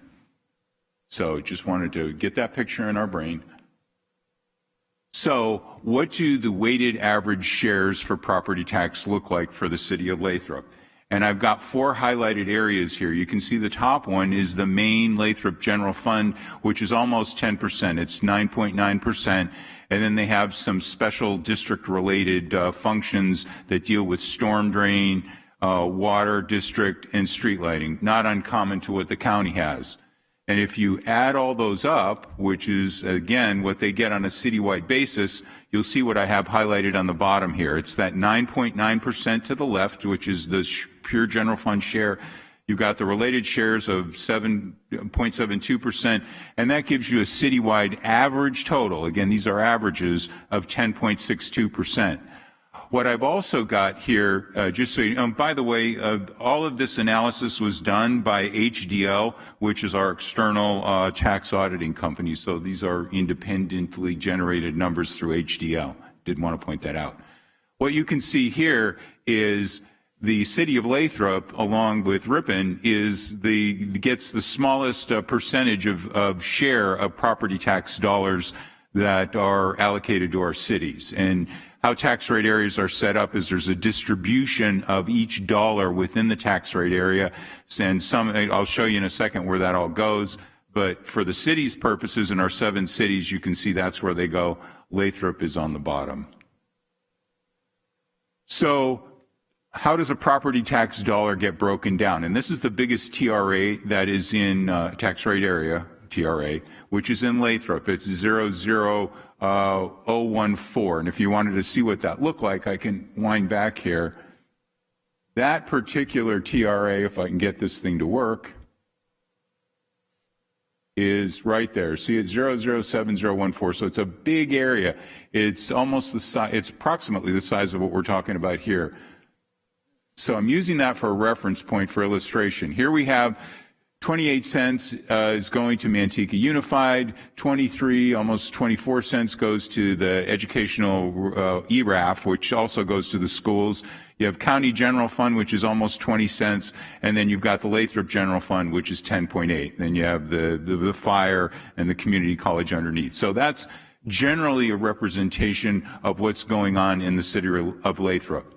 Now, what we're talking about here on the next slide, this is what goes on currently in the West Lathrop specific plan. You can see ERAF's on the top. County General is getting almost 24 cents per dollar share. You have Bant Elementary, Chasey Unified, and all the way down there on the bottom in that little green shading is 2.61 cents going into the Lathrop General Fund for the development in that area. And that's because of the 90-10 split. So what I've done is I've laid it out in a worksheet format so that you could see the relative dollars. These are all the tax rate areas that are in Lathrop, and this is data, we have year-to-date data as of 21-22, and what you'll see is the 2 highlighted ones that I have are the ones that I just pointed out. The top one is that big 014 TRA, and you can see there's $1.2 billion worth of assessed value in that area, which is driving over $1.3 million worth of property tax revenue for the year. If you go down to 019, you have $1.2 billion, which is pretty much an equivalent assessed valuation, and it's only driving $323,000. So you can see it's almost $1 million per year less based on the fact that we are in this 90-10 split in that development area. And by the way, this is the amount that's going to Lathrop. So how did we get to this calculation in 90-10, and what does this proposal look like as a 60-40 split? Well, you see on the left side, the county is getting 90%, which is almost 24 cents, and the city is getting 2.6 cents per dollar, which is 26 cents and change total.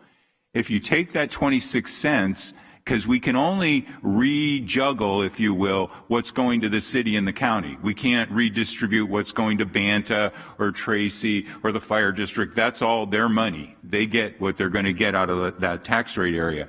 So if we take the 26 cents and we apply 40%, it now brings the city share up to 10.46, and you can see it right there, which is roughly equivalent to the 10.5 cents they get for the other areas.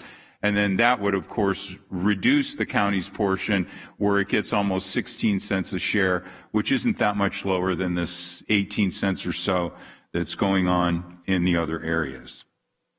So just to kind of put an overlay as to what this would mean through the development of this particular property, because that's what we're talking about, with a forward development. Here's a worksheet of what we're looking at. And there's a lot of data here, so let me walk you through it a little bit. The first two columns right here are what we look like with the current 90-10 split. The first column in the left hand is if we had maintained the activity that we had planned on with the theme parks, how would we have turned out? And what would have happened is the county here would have gotten 9.4 million and the city would have gotten 1.0, because as I said in the beginning of my presentation, the bulk of the revenue that was supposed to go to the city was going to be TOT and sales tax. If we stay on our current path through development without making any sort of changes, you're going to see the county will wind up getting about $23 million, and yet the city will only get 2.5. So that's a really big mismatch in terms of what's going on, because there are going to be additional services that the city's going to have to pick up as a consequence of all this development. Yes, the county will also be impacted, but it won't be impacted on a 90-10 split. So the city originally came to me and asked if we could do a 50-50 split. And I said I didn't think that would be appropriate, and just for posterity, I don't think that would ever be appropriate to do a revenue sharing agreement with 50-50 because of the fact that the county has a larger share of services. We have things that no city has, like human services, healthcare services, district attorney, public defender, and the jail, just to name a few off the top of my head. But had we done the split 50-50, we'd still get a bigger chunk because of the fact that we're not changing anything in the currently developed area. Right here, county revenue for the developed area, you'd see we still would get 2.9 versus their 325. So even if we went 50-50, we'd still be getting a bigger share. But what I'm proposing to your board today is a 60-40 split, which would provide through build-out, which is probably 8 years from now down the road, is 16.2, and 9.1 would go to the city. And this revised split would reduce the added burdens on the new residents and businesses because they wouldn't have to add things like Melrose in order to plug that gap in the West Lathrop specific plan area, while it'd be mutually benefiting the city and the county by stimulating development and strengthening the regional economy. So with that, I would like to recommend that we move forward with the 60-40 split if it's the pleasure of the board, and I'd like to entertain any questions you may have. Thank you. Thank you, Mr. Wolverine. Any questions? Supervisor Canepa. Thank you. It says I'm second in line. So can you go back to the one slide where what was the second projection for 2022? Why were those numbers? I think it was the second to the last slide. Sure. The PowerPoint. Yep. Please. Thank you, Chair. You're our second in line. Yeah, I'm waiting for them to put it back up. Column one, please. There we go. No, that back. I jumped the gun. Hang on. So The 1997, 90-10 split, what the numbers, the values, why are they so different between the first column and the second column? Because this one right here is this is what you're talking about, these two columns right here. This would have expected that we would have run through with the original agreement with the theme parks. This one is after Measure D, and there's no more theme parks. This is all residential development for the most part. That increases residential. So, I mean, so the difference is huge because of the change of use. Correct. So, I mean, that would be money that we wouldn't have had at the county anyway, because if it was theme parks, it would have still been 9.4 million as opposed to 22 million. Yeah, so we're seeing it's change of use, an increase in the value of the property and more property taxes because there's more parcels. As it relates, correct, because the more residential development in the area, because we were going to have a bunch of theme parks.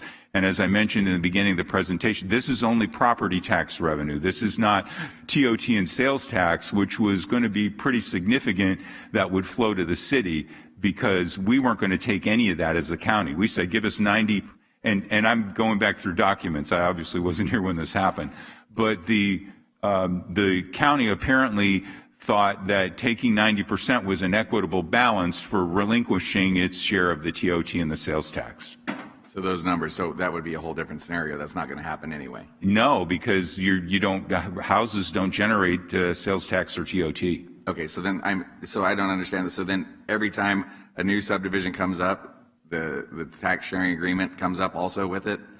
So I mean, this is basically 3 agreements, and the first one you showed on the first screen, the second one, which was the existing that they've already done, part of the project, and then now this is the third one.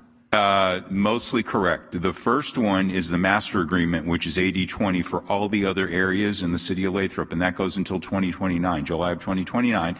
And then there was an addendum to that, which was made in 1996. And now what we're talking about is revising that addendum, putting a new addendum in place today that would split the 90-10 to 60-40. For only that one area, that shaded, that white area that I mentioned was undeveloped, currently going forward. And we actually put the date on it as of December 1st of 2022, because Lathrop got it approved by their board at the end of November, and we were trying to get it done. We did it as quickly as we could in order to try to line those dates up, which is today's date. And you said also that build out will be done in 8 years? I think it was about 8 years is what they were talking about. We have Steve Salvatore here from our City of Lathrop general manager, if you'd like to hear a little more detail. It'd be great to see, because I mean, it's a matter of when the money starts to come in. Obviously, it doesn't come in until they're done. Perfect. Good morning again, Chairman, members of the Board of Supervisors. Steve Salvatore, City Manager. I also have Carrie James here. She's our Finance Director. Your question was? Build out, when is it done? And how many units are you talking? I mean, there's 15,000 units in the total subdivision. Right now we're at about 3,500, maybe 4,000. So we're only talking about the remainder of the development, but that, depending on the market, it could take 10 to 15 years to build that out, maybe 20, depending on lulls in the market and things like that. No, because I'm just looking at those revenue numbers. Obviously, it's future value, right? Correct. It's all, that's all the undeveloped stuff. We had the thing back up, I believe I originally showed. The developed is, number right here.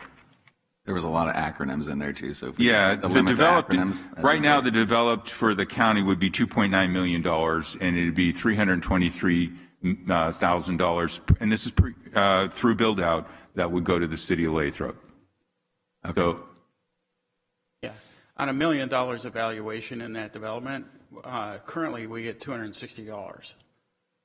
The city does, and the county gets the remainder with that tax split that Mr. Wolverding had up there on the screen.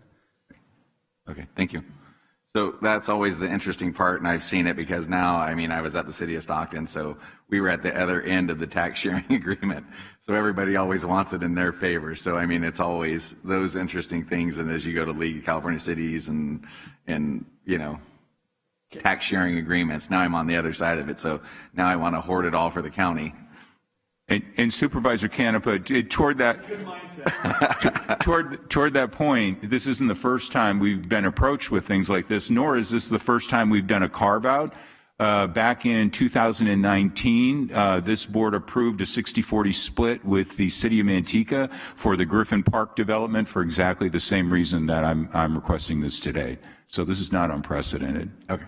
And this is even more unusual simply because this development completely changed from the original design. This was going to, the revenue from the 5,000 acres of development was going to come from retail and TOT, and so it artificially lowered the tax rate on the residential side of it to 2.6% of the 1%, where normally cities, when you talk about protecting the city's money, or now you're protecting the county's money, normally the city gets about 13% of the 1%.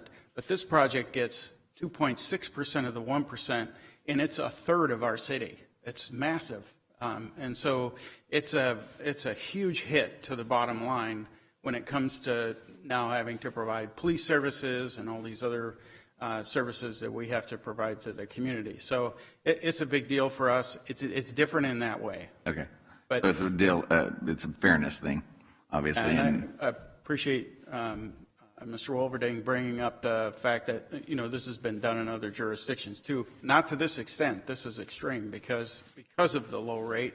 But we asked this question 10 years ago, and we're here now. And thankfully for Mr. Wolverding, he took the time to go through the numbers and really understand it. And I very much appreciate his effort, his staff's effort in trying to get this thing in front of you guys, and work that you guys have done to try to understand it and do something fair and equitable for the agencies. I will say this though, we are working very hard for the county, and the reason why we are is because we have really fostered and bolstered our manufacturing side of the house, and a lot of local jurisdictions don't really realize how important that manufacturing is. Those assessed values on those properties, for instance, we have one building in town, it's 400,000 square feet, was valued at $20 million before Tesla moved into it. That building is now valued at almost $200 million because of the upgrades they put in that building. So with the 80-20 tax split that the county has under our master agreement, that is a massive amount of money coming to the county just because that building turned from a distribution center to a manufacturing facility. And we have numerous manufacturing facilities in Lathrop. We're trying to get more of the manufacturing. It's higher paying jobs. It's more money, and it really helps the economy. Nice. Thank you for the input. Appreciate it. All right. Thank you. Supervisor Ding, you have something? My cue's not working, and we'll deal with it next board meeting, so I can't see. So if somebody has and no one? All right. Mine's lit up. I can't see it. So you want to? Nope, you're good. All right. Thank you, Mr. Salvador. Move to approve, or motion. 1 second, please. We'll open up for public comment. Oh, sorry. Anybody from public? And no one. I'll bring it back to the board, and I just before I entertain a motion, just real quick. Hey, I like this idea. Thank you, Mr. Wolverding, for bringing this forward.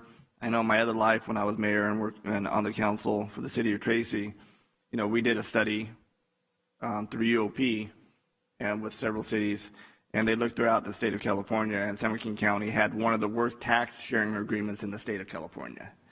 And I know working with the other mayors and council and city managers throughout San Joaquin County, we pushed the county to make some changes to No Prevail, and then Manteca, did a great job with them. But, you look at what the tax sharing agreement can do. I know Mr. Canepa or Supervisor Canepa had been on the city side also, is, that's more money for the cities for economic development. And economic development in this county mainly occurs in our city jurisdictions. And the city manager Lathrop spoke about some of the of the businesses and manufacturing that you're seeing coming through the city of Lathrop, and of course, more jobs, more manufacturing, more businesses mean more tax dollars to the county in that sense. So I'm glad to see this here, and I want to thank you, Mr. Wolverding, for having the foresight, the vision to push this forward. And again, this is a long time coming, so I support it 100%. Thank you, Chair. Chairman? Yes, sir. I'd like to make a motion. It's my district, and I appreciate CAO's diligence and being responsive to Lathrop's request. Although they'd asked for a 50-50 share, I support and make a motion to go with the recommendation from our CAO, Wilverdeen, on a 60-40 tax share agreement amendment. Can you take me a second? Second. I got a motion and a second, and go ahead and vote, please.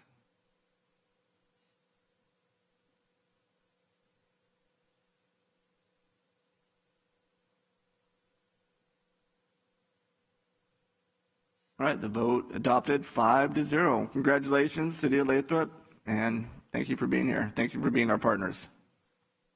All right, move on to our last discussion item under general government, discussion of San Joaquin County rules and procedures for the Board of Supervisors.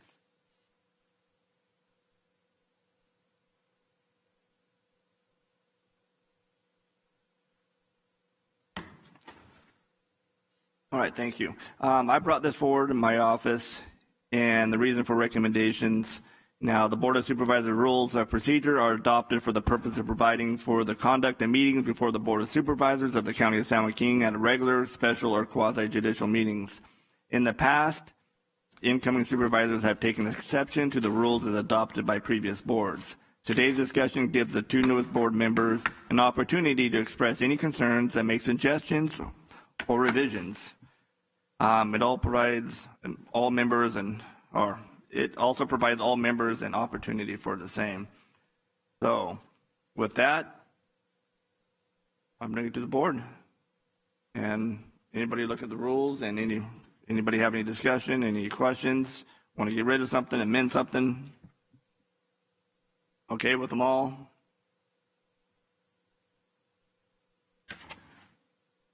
I'm okay with them all. Through the chair.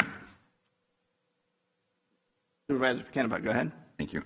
So, I mean, one of the things, I mean, and I don't know how, it's obviously your decision, so it got just a little uncomfortable for me for the 1 minute thing, addressing the public comment earlier, and I don't know. For me, I think it's the time that when you have your comments at the end of the meeting to do that, because we have a democracy, and if we're allowed to talk to people as they're up there, I think it curtails people to want to come up and speak if they know that possibly they're going to be chastised if somebody doesn't agree with them. So I didn't agree with that. I think it's at the end, and it's something that everybody wants to discuss, that it comes up in discussion. I'm okay with that. I mean, just because, I mean, I don't know what short is, so your idea of short and my idea of short, minute or 10 minutes or 1 minute or 30 seconds was one thing. The other one that I didn't is another question that I had is Rule 35 as far as using staff. Who kind of polices that? So we, you know what I mean, as supervisors, and I appreciate it that we have a little more freedom to talk to department heads, but I don't know who would police our individual behavior and talking to department heads, so if somebody could possibly clarify that, I'd appreciate that. Who would like to take that? Our counselor? Is that something you could, or CAO? That could be anybody. Well, Mr. Chair, I think the answer to that question is that these rules are established at the behest of the board. How they are enforced is entirely up to you. The board operates under the rules of the state of California. You've chosen to adopt these rules. The policing aspects could occur in a number of ways, but in terms of enforcement, it's up to you. It is not addressed in these rules. Arguably, it would be a matter that could be referred, and I hate to bring this up, but I'll do it anyway, to the Code of Ethics if there were repeated violations of the rules, because you are, in essence, violating a rule that you adopted. But staff is aware of the way that these rules operate, specifically rule number 34. That's really the way that it works. This is something that this board chose to do. So then that's one of them. And then obviously one of the things that's important to me, and we've never had the ability to do it, is how we get the things on the agenda. So if we could kind of clarify, and Rochelle, clerk of the board, kind of clarified it for me. But what are the options of getting stuff agendized? You know, I think there's other ones that are outside of the rules. If we could clarify those for me, I'd appreciate that. You're talking about rule.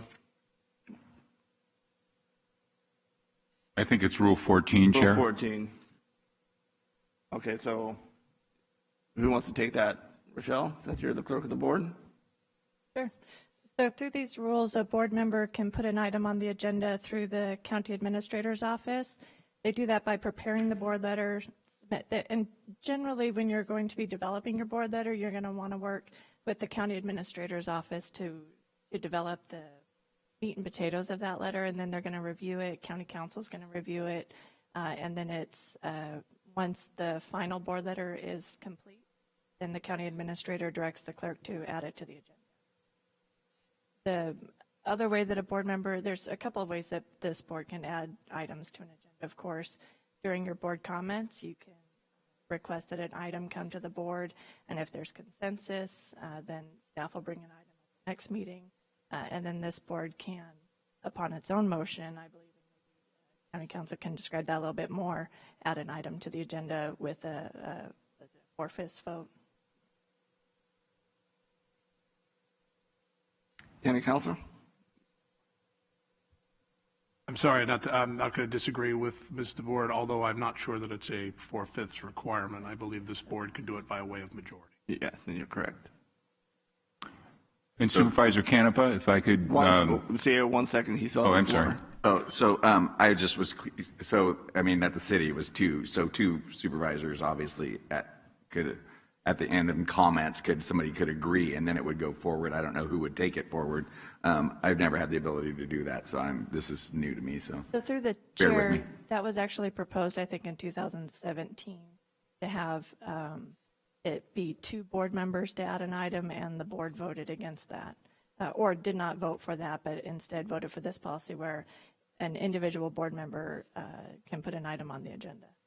And prior to that, it used to have to go through the chairman. So a board member would submit it to the chairman, and then the chairman could say yes or no to the agenda. They didn't feel it was necessary for the chairman to have that kind of authority to prevent board members from adding items to the agenda. So board members are able to administratively work through the CEO's office and county council to add items to the agenda without needing a sponsor or a second member. So that rule is in effect, so that somebody, if they're odd man out or odd woman out, then they have a voice still, that they don't need somebody if it's 4-1 or something and they don't feel. Yeah, exactly. Okay, perfect. Thank you. You know, I'm going to jump in if you guys don't mind. Oh, I'm sorry. Did you still have? No. Chairman, before you go forward, can I just address Supervisor Canepa's inquiry on that and how we got there? Yeah, go ahead. Yeah, thank you. So it was discussed, and I thought it was a great suggestion that ultimately no one supervisor has more authority where they can squash or hold back, and you don't need to have. So every supervisor has equal authority to add something to the agenda, bring it to the board, and to discuss something in public. And it's actually worked out quite well. I don't think there's any abuse to it, and you know, every supervisor has an option and a voice to bring something forward in the meeting. And again, it's worked out very well. Thank you, Chairman. Thank you, Supervisor Patty. There's a couple of things I would like to get your opinion on for the board. Of course, it's Rule 14 and Rule 34, and this is the problem that can arise from here. You know, we talked about item number 4 today, oral update on the San Joaquin County Office of Emergency Services. I initially brought that forward, and following Rule 2, or excuse me, Rule, I don't know why I can't remember that rule, Rule 14. And, you know, if you look at the plain and ordinary meaning of the text of Rule 14, any member of the board may direct that a specific item be placed on the board's agenda by submitting a written request to the county administrator, which I did. The sponsoring member will prepare and make the initial presentation to the board, which we did. The county administrator will direct the clerk to take appropriate actions, and members of the board may also place an item. So there's two parts of that. And so I requested to put forward that item. So that was on January 1st. After there was discussion with our county clerk and our attorney's office and our CAO until the 5th, just to get an item on this agenda. And if you look at the plain and ordinary meaning of Rule 14, I'm following the rules accordingly. Then if you bring up Rule 34, which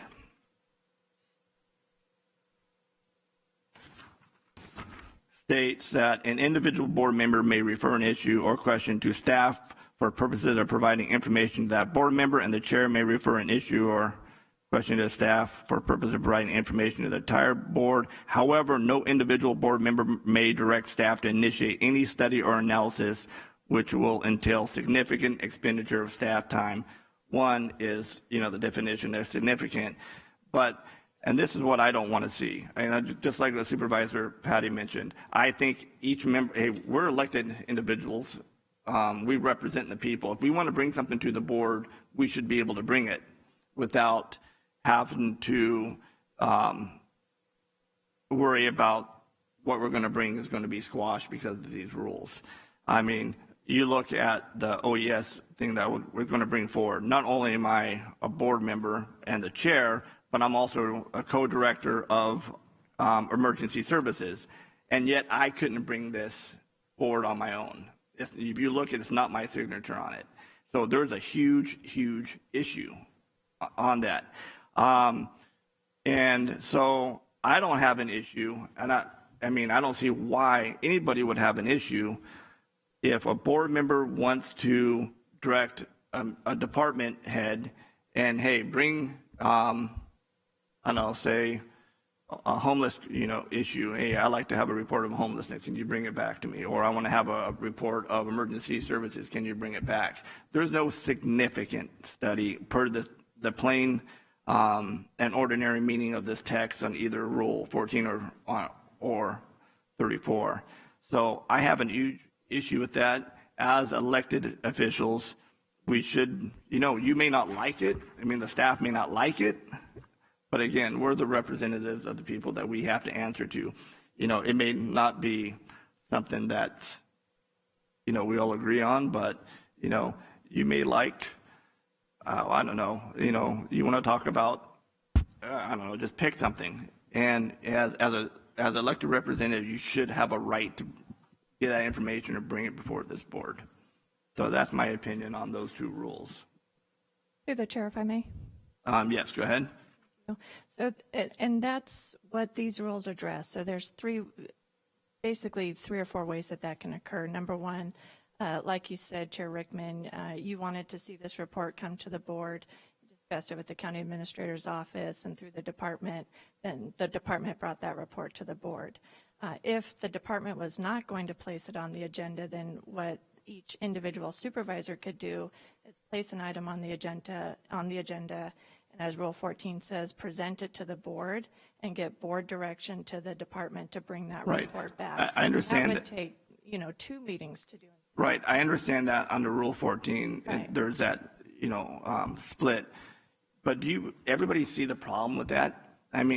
Could you imagine if we're here we have, like in South County yesterday, I'm out there in the flood zone, a couple hours with the fire chief. We have people calling our office asking, Supervisor Ding I've been on the phone with before, and his folks are calling, hey, what's going on? So you know what? I would love to bring this to the Board of Supervisors, but before I get a report, I got to do an agendized item, and just so I can get permission to bring this item again. So now, instead of, you could bring this back in a week, 7 days. Now you're talking 21 days. You see the bureaucracy gets in the way of good governance? Chairman, I have a question. Yes, go ahead. Do you have, under the rules, we're looking at 14 and 34, do you have any text amendment that you would suggest, or would you like to propose or have county counsel's office make an amendment? What are you thinking, how to best address this concern? You yield your time there. Okay. Good question. Back to you, Chairman. If you look back, and this rule that what's in effect now is something that came out of, was it 2017, 2018 or so?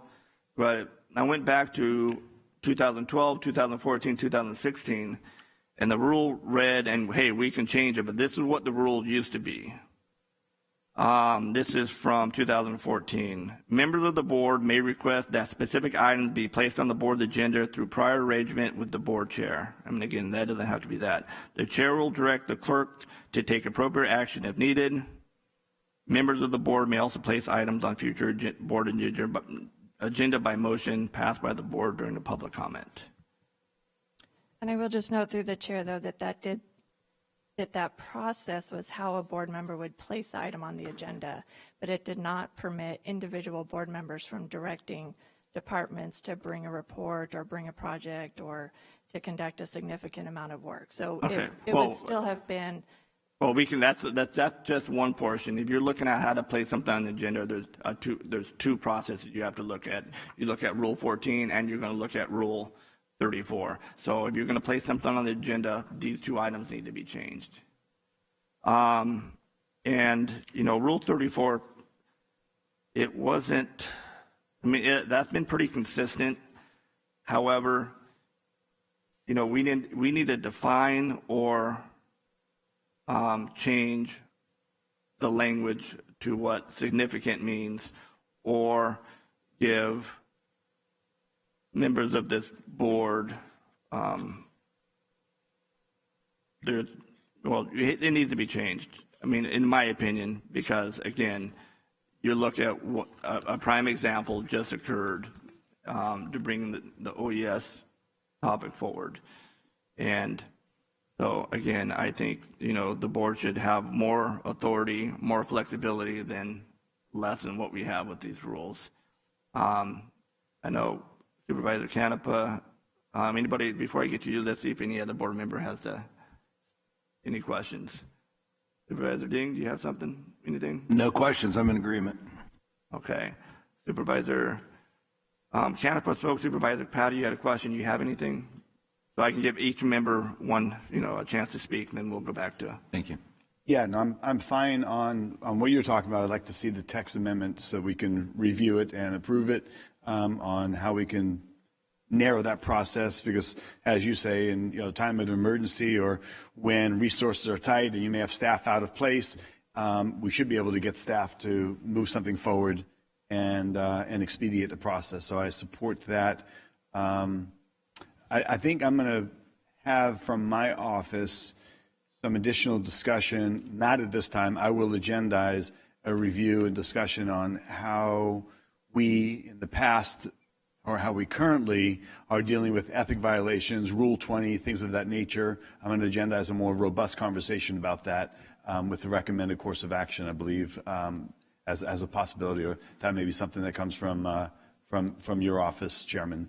I know you and I have had conversation about that. Thank you.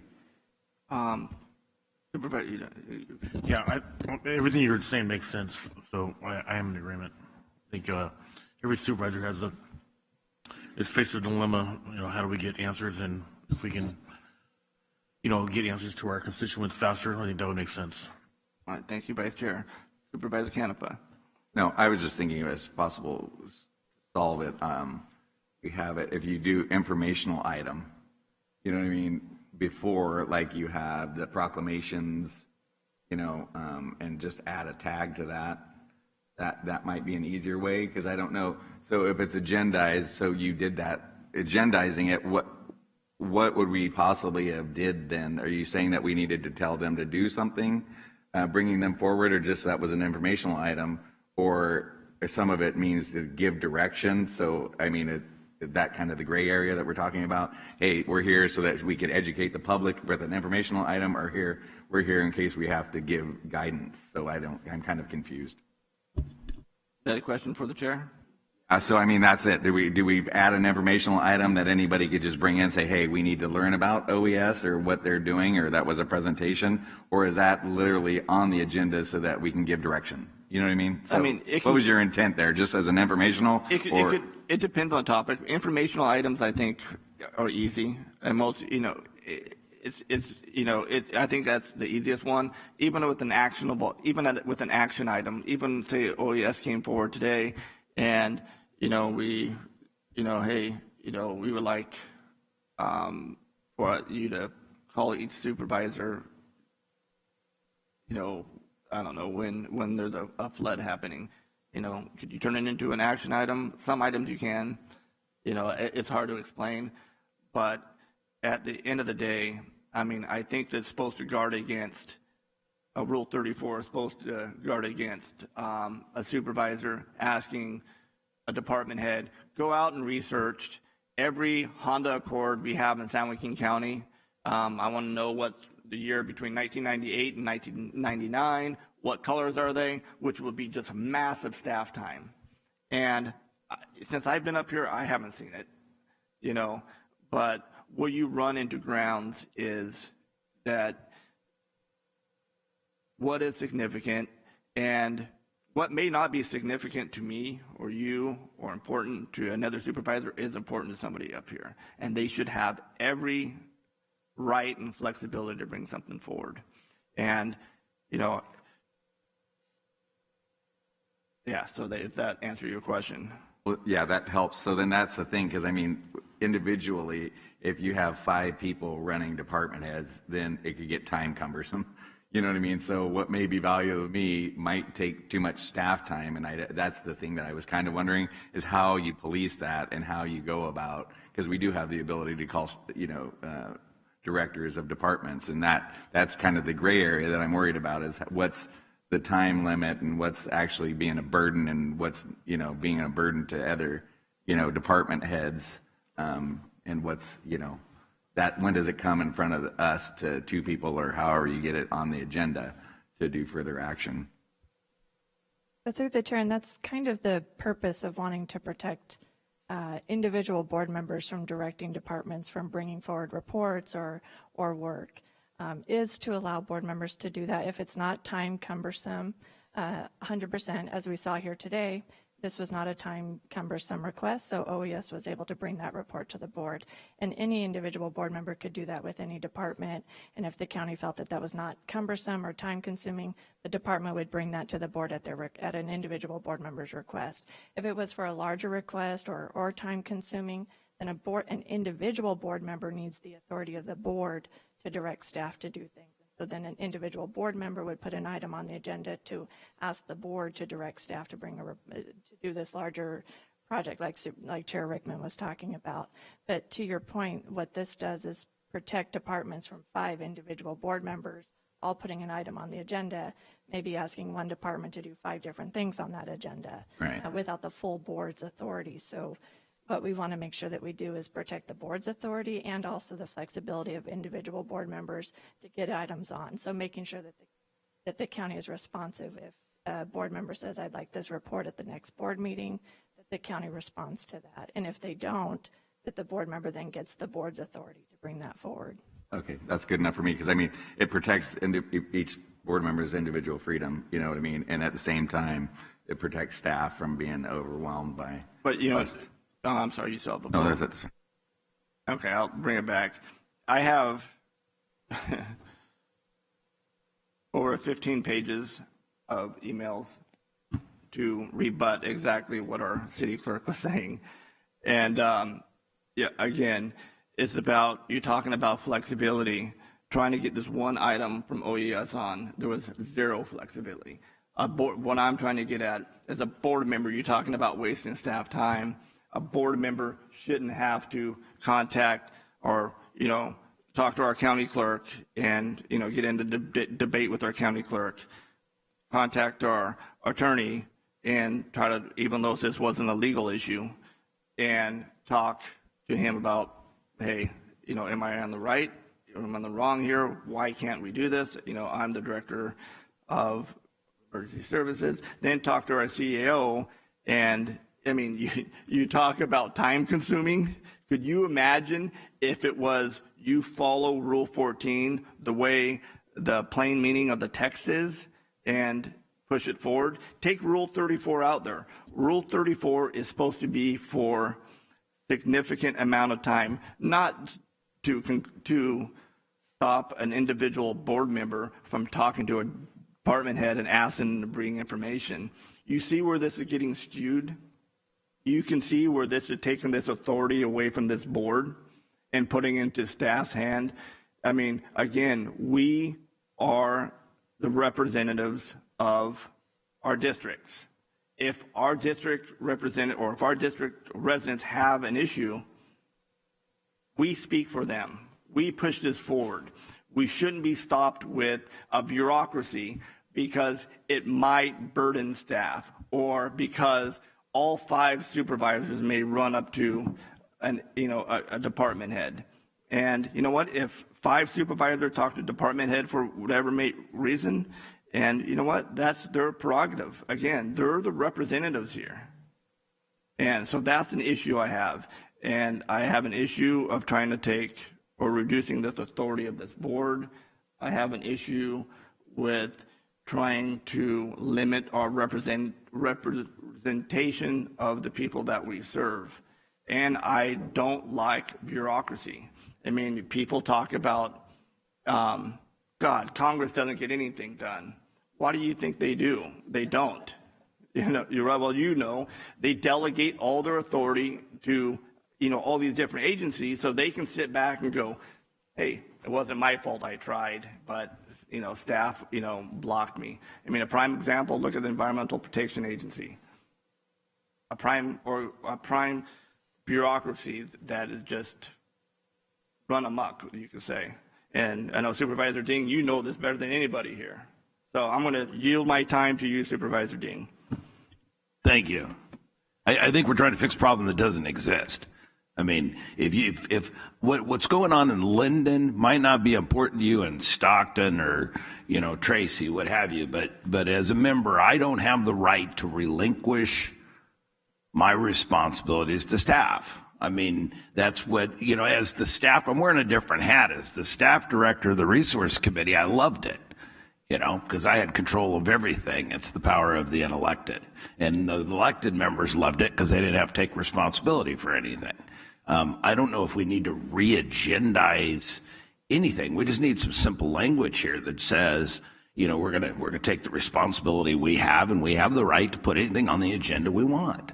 That's why we are elected to the Board of Supervisors. If it gets out of control and there's a problem, we'll address it. And quite frankly, with this group of elected representatives that have a lot of respect for each other, I think if one member gets out of hand, it's probably going to be handled in-house. So I'd kind of like to move forward before the rains begin again. No, I agree. If you yield your time, may I pick up if anybody else? So how would you like to, Counselor, hearing from the board, how would you fix these 2 items? Oh, Mr. Chair, this is a discussion item. It's been a healthy discussion. I do agree. I believe the language could be tightened up, and my office would be happy to do that and bring something back. I'm hearing a consensus relative to ensuring that the board has more authority expressly to make sure that an item gets in front of the board. Now, I do want to caution the board, and I think any language that I or my office would come up with would ensure that anything that comes from this board that is going to be published on the agenda is in fact vetted by the county counsel's office and the county administrator's office. While no one likes bureaucracy, there's always a fine line between bureaucracy and liability. You want to be careful in terms of what actually gets put out there. I'm not following you on that. In other words, Mr. Chair, and I'll make a extreme example, let's say that one member of this board drafts a board letter and has express authority to tell the clerk, put this letter on the agenda, and that letter goes in detail to effectively demonstrate Brown Act violations by another member of the board. We don't want to do that because for liability reasons, we've just opened an enormous Pandora's box. So what I'm proposing and what I think the language that I would come up with would be, yes, this board does have the authority to get items on the agenda, but that those items must be vetted, reviewed in some form or fashion to ensure accuracy and legality.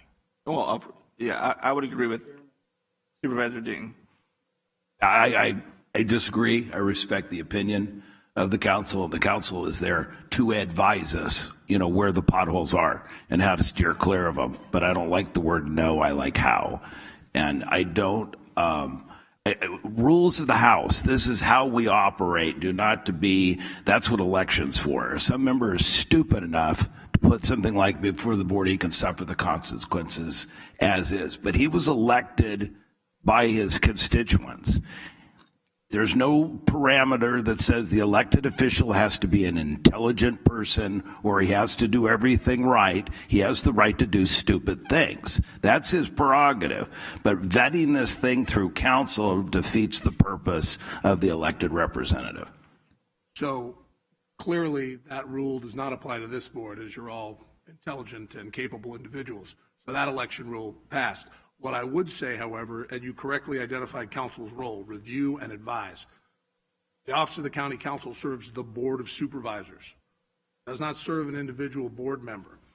It does not behoove the Board of Supervisors or this county in general to allow liability to accrue to the county, in addition to whatever that particular wayward board member might suggest in any board letter that hasn't been at least reviewed.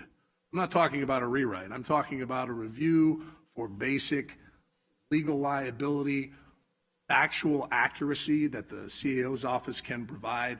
The idea that a board member, and this is my review and advice, the idea that any one board member can simply draft up a board letter and a board package and throw it on the agenda is not prudent. And that is my advice as counsel to the entire board. And I would give that same counsel individually to any particular member if they came to me with a letter. I'm not concerned about the substance. My office isn't necessarily concerned about the substance. Obviously, circumstances differ. My office is concerned about the review and advice that you mentioned. That, I think, needs to be protected in any rule. Understanding that you board members should have the authority to get an item in front of the board for discussion for public consideration. So point of order, any member has the right to bring something up for the point of discussion without review. What you're talking about is an actionable item, and that I understand. If I'm putting something forward, that says, I want to repave the streets and paint them in certain colors, for political purposes, along with changing the names of the street signs of the former people I don't like, what have you. There's some individual things, but I think any member of this board should be able to bring something up for a discussion item before an action item. Correct? I mean, discussion has no liability. Well, it does to us politically. It doesn't to you as legal counsel. If I want to discuss whether the register of voters should be placed under the direction of the Board of Supervisors, which it should, I should have the right to put that on the agenda for discussion without any discussion from any other members. That's why we're bringing it before the board, because I don't want to be approached by the clerk's office and being told I can't discuss this because I'm going to be in violation of the Brown Act. I mean, that's where it's supposed to happen. So you can't have it both ways. If we're worried about the Brown Act and I can only talk to one member that has to come before the board, that anything I want to discuss needs to be put on that agenda. Supervisor Ding's got a question. So we good? You have a question, Supervisor Ding? And this process through the chair completely supports that. So anytime that an individual board member wants to have a discussion with its board, no objection from my office or I think any other office.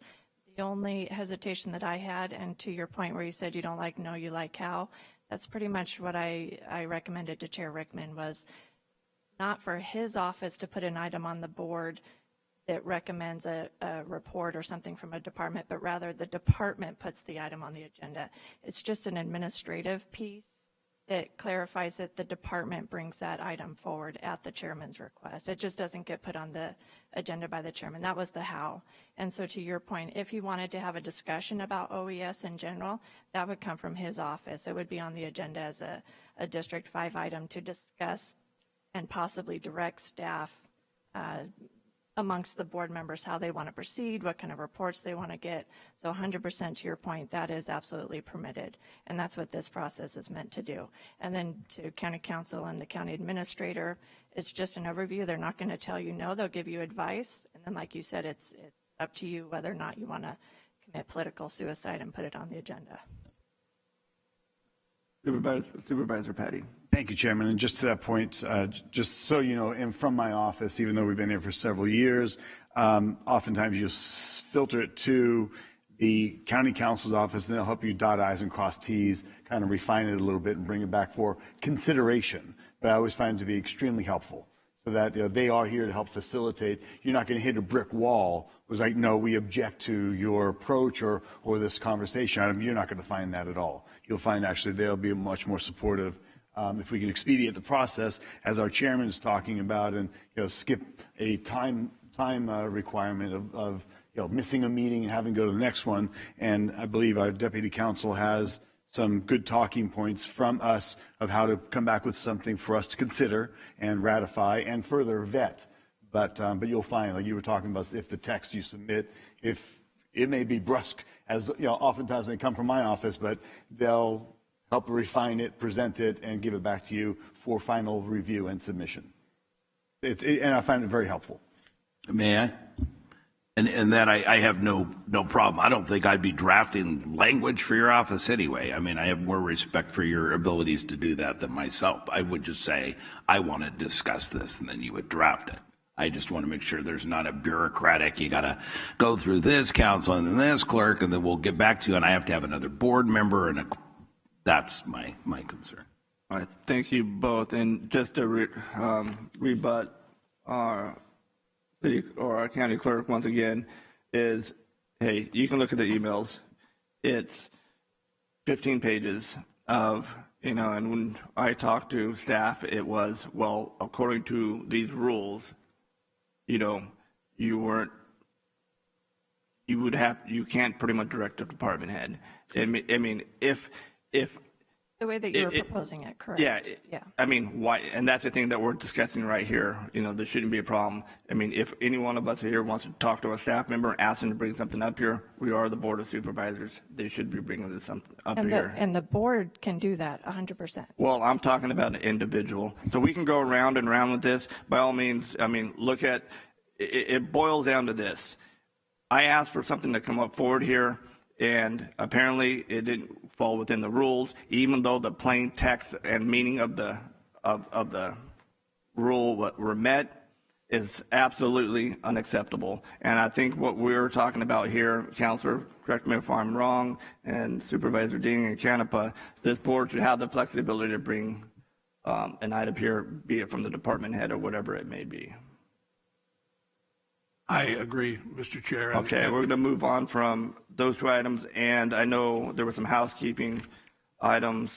Mr. Chair, if I may, just yes, sir. To clarify, for future reference, based on the consensus discussion that I've heard today, this board does want to see some alternative language relative to the rules going forward, or are we comfortable where we're at? We're going to see how the process works. That's my understanding was, and I want to make sure that I'm clear because I'm going to do the work, that maybe this language needs to be tightened up a little to address the concerns. Oh, no, absolutely. So Rule 34 and Rule 14 needs to change. Thank you, Mr. Chair. And then could I also request, Chairman Rickman, that we consider changing Rule 15?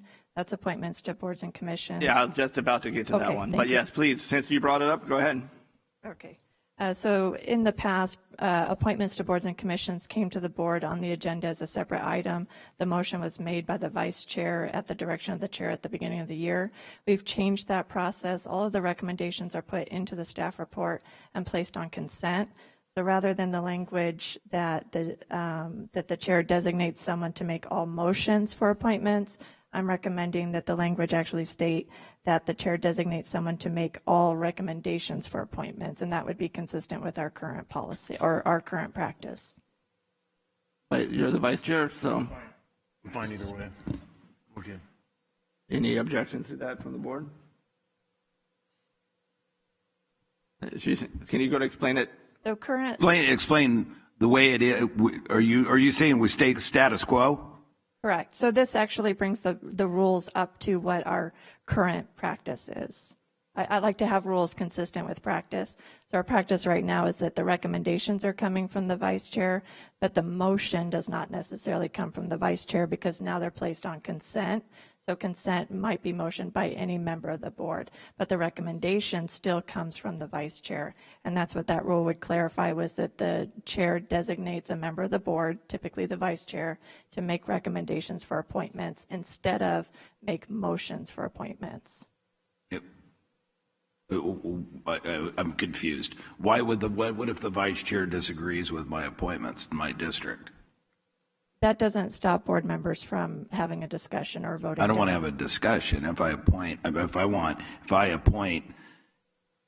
Ginny Smith to be, on the Woodbridge MAC, that comes before the board for a vote. But I don't think I should have to appeal to a fellow elected member that I may not be getting along with that day to put it on the agenda. The vice chair doesn't put it on the agenda. The clerk of the board puts it on the agenda. But what was the conversation? You just said that it goes through the vice chair. Correct. So the vice chair currently right now is responsible for making motions to the board. I go to your office and I ask you if you want this person.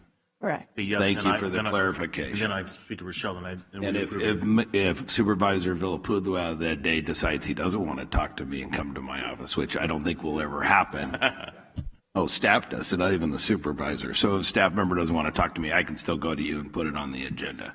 We put it on the agenda regardless. There's a timeline that all appointments come to the board. Is this, then explain to me, why are we doing this? Because there was a rule I don't know how this rule came about, but there was a rule, and there used to be an item on the agenda specifically appointments to boards and commissions. It stood alone by itself. And this rule says that the chair designates a board member other than the chair himself to make all motions for appointments to boards and commissions. And so procedurally, how that was done is the chair would designate the vice chair. The vice chair then works with each of the individual offices, only discussing that individual office's appointments. And that vice chair would make those recommendations at the meeting. So no one would know what the vice chair's recommendations were even going to be until the meeting.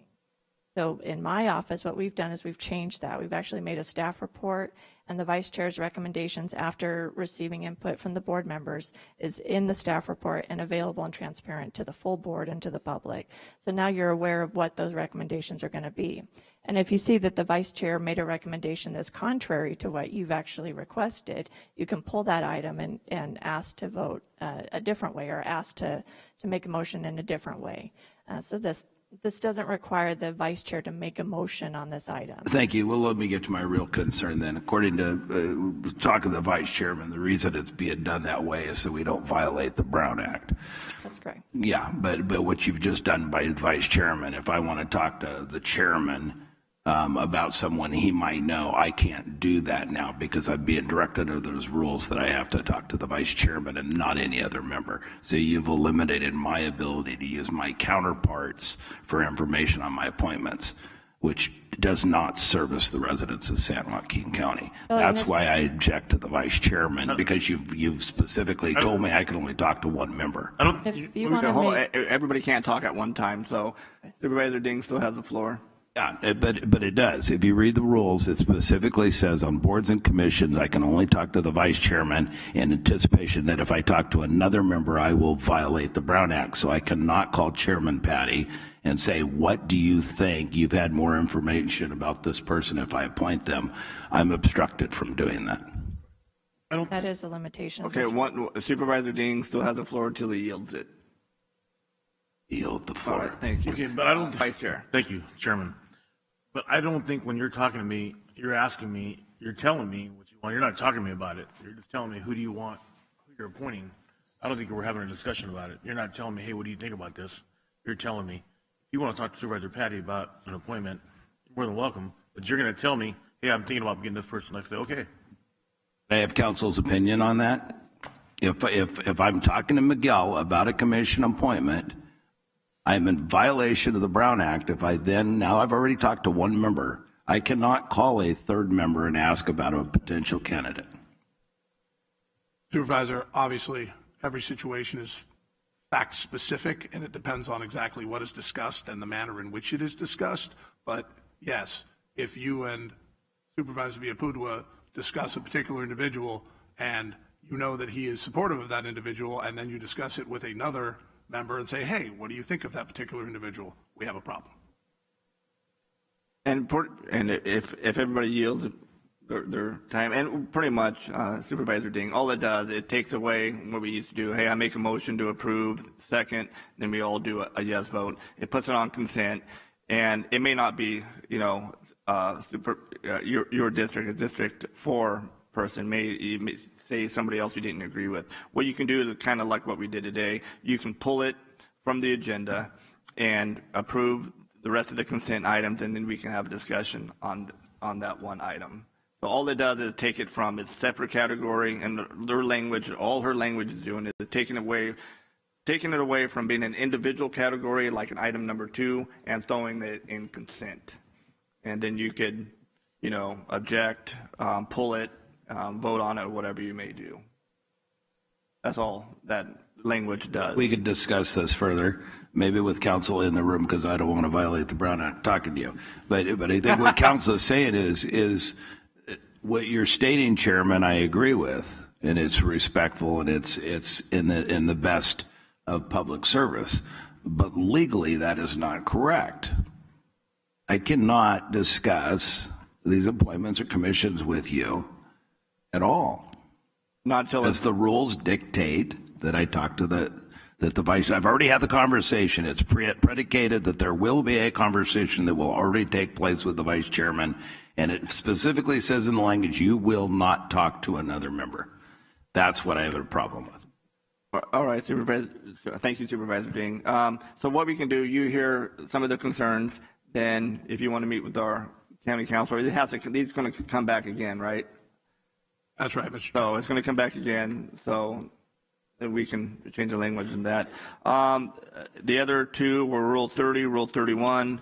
There was some discussion to move closed session to post consent and public comment if we have folks outside of outside counsel that are costing the county money in order to attend a closed session. So if you saw some of you that have seen our board meetings in the past, we have closed session always at the end per our rules, and sometimes we don't get out of here until 5, 6 o'clock, and this outside counsel has been here since 9 in the morning. The county is paying 8 hours for him just to sit there and watch us up here, even though he doesn't have it. So what this does is trying to eliminate that. When we do have outside counsel, it moves it up to post consent and public comment. Counselor, is that correct? Thank you, Mr. Chair. It is correct. What I would propose is that the chair be given some flexibility to, without full consent of the board, just in advance, at the board meeting. It's a case-by-case basis on some of these things. Some meetings are longer, some meetings are shorter.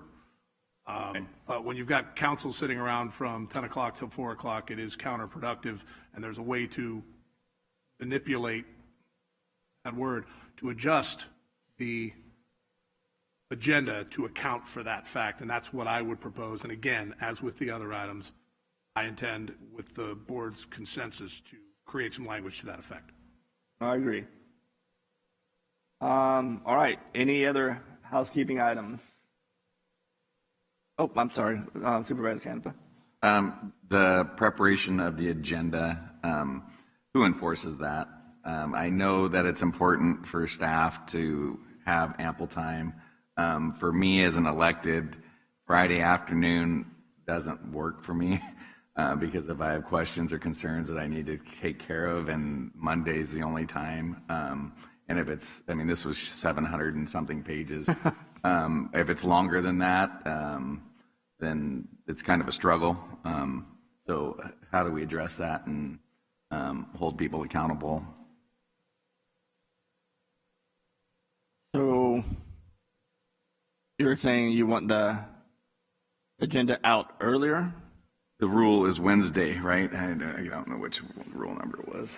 But if I read it correctly, it's not a strong Tuesday or Wednesday. It gives some leeway in there. What's the importance of them? I mean, is it now it's not Wednesday, it's Friday because we allow it, or it's... Well, one of the issues that you have, I'm sorry, you still have the floor, so. Go ahead, conversation's fine. Some of the issues that you have is that if you're doing a strict, I would say, hey, majority of the time we can do it, but if there are some items that are being pushed to be on the agenda, and say there was a late item submitted by your office, and you would like to have it on the agenda for, to make it on the agenda, then you're going to have an issue if you're beholden to this rule. So it offers flexibility. I mean, for a prime example, this OES, I don't think, what day was that? That item wouldn't be on this agenda today, because if you're sticking to that strong, I don't know what rule it is off the top of my head, that Wednesday rule. As long as there's flexibility into it, it I think helps us all. Yeah, I would just wish people would kind of work to that one, and if it doesn't work that way, that's great. But I mean, if you're doing the people's work, I mean, and I get it, and yeah, you have the weekend, but I don't have county staff around on the weekend to ask questions. And you have kids or anything help you read? Huh? I'm capable. Thank you. All right.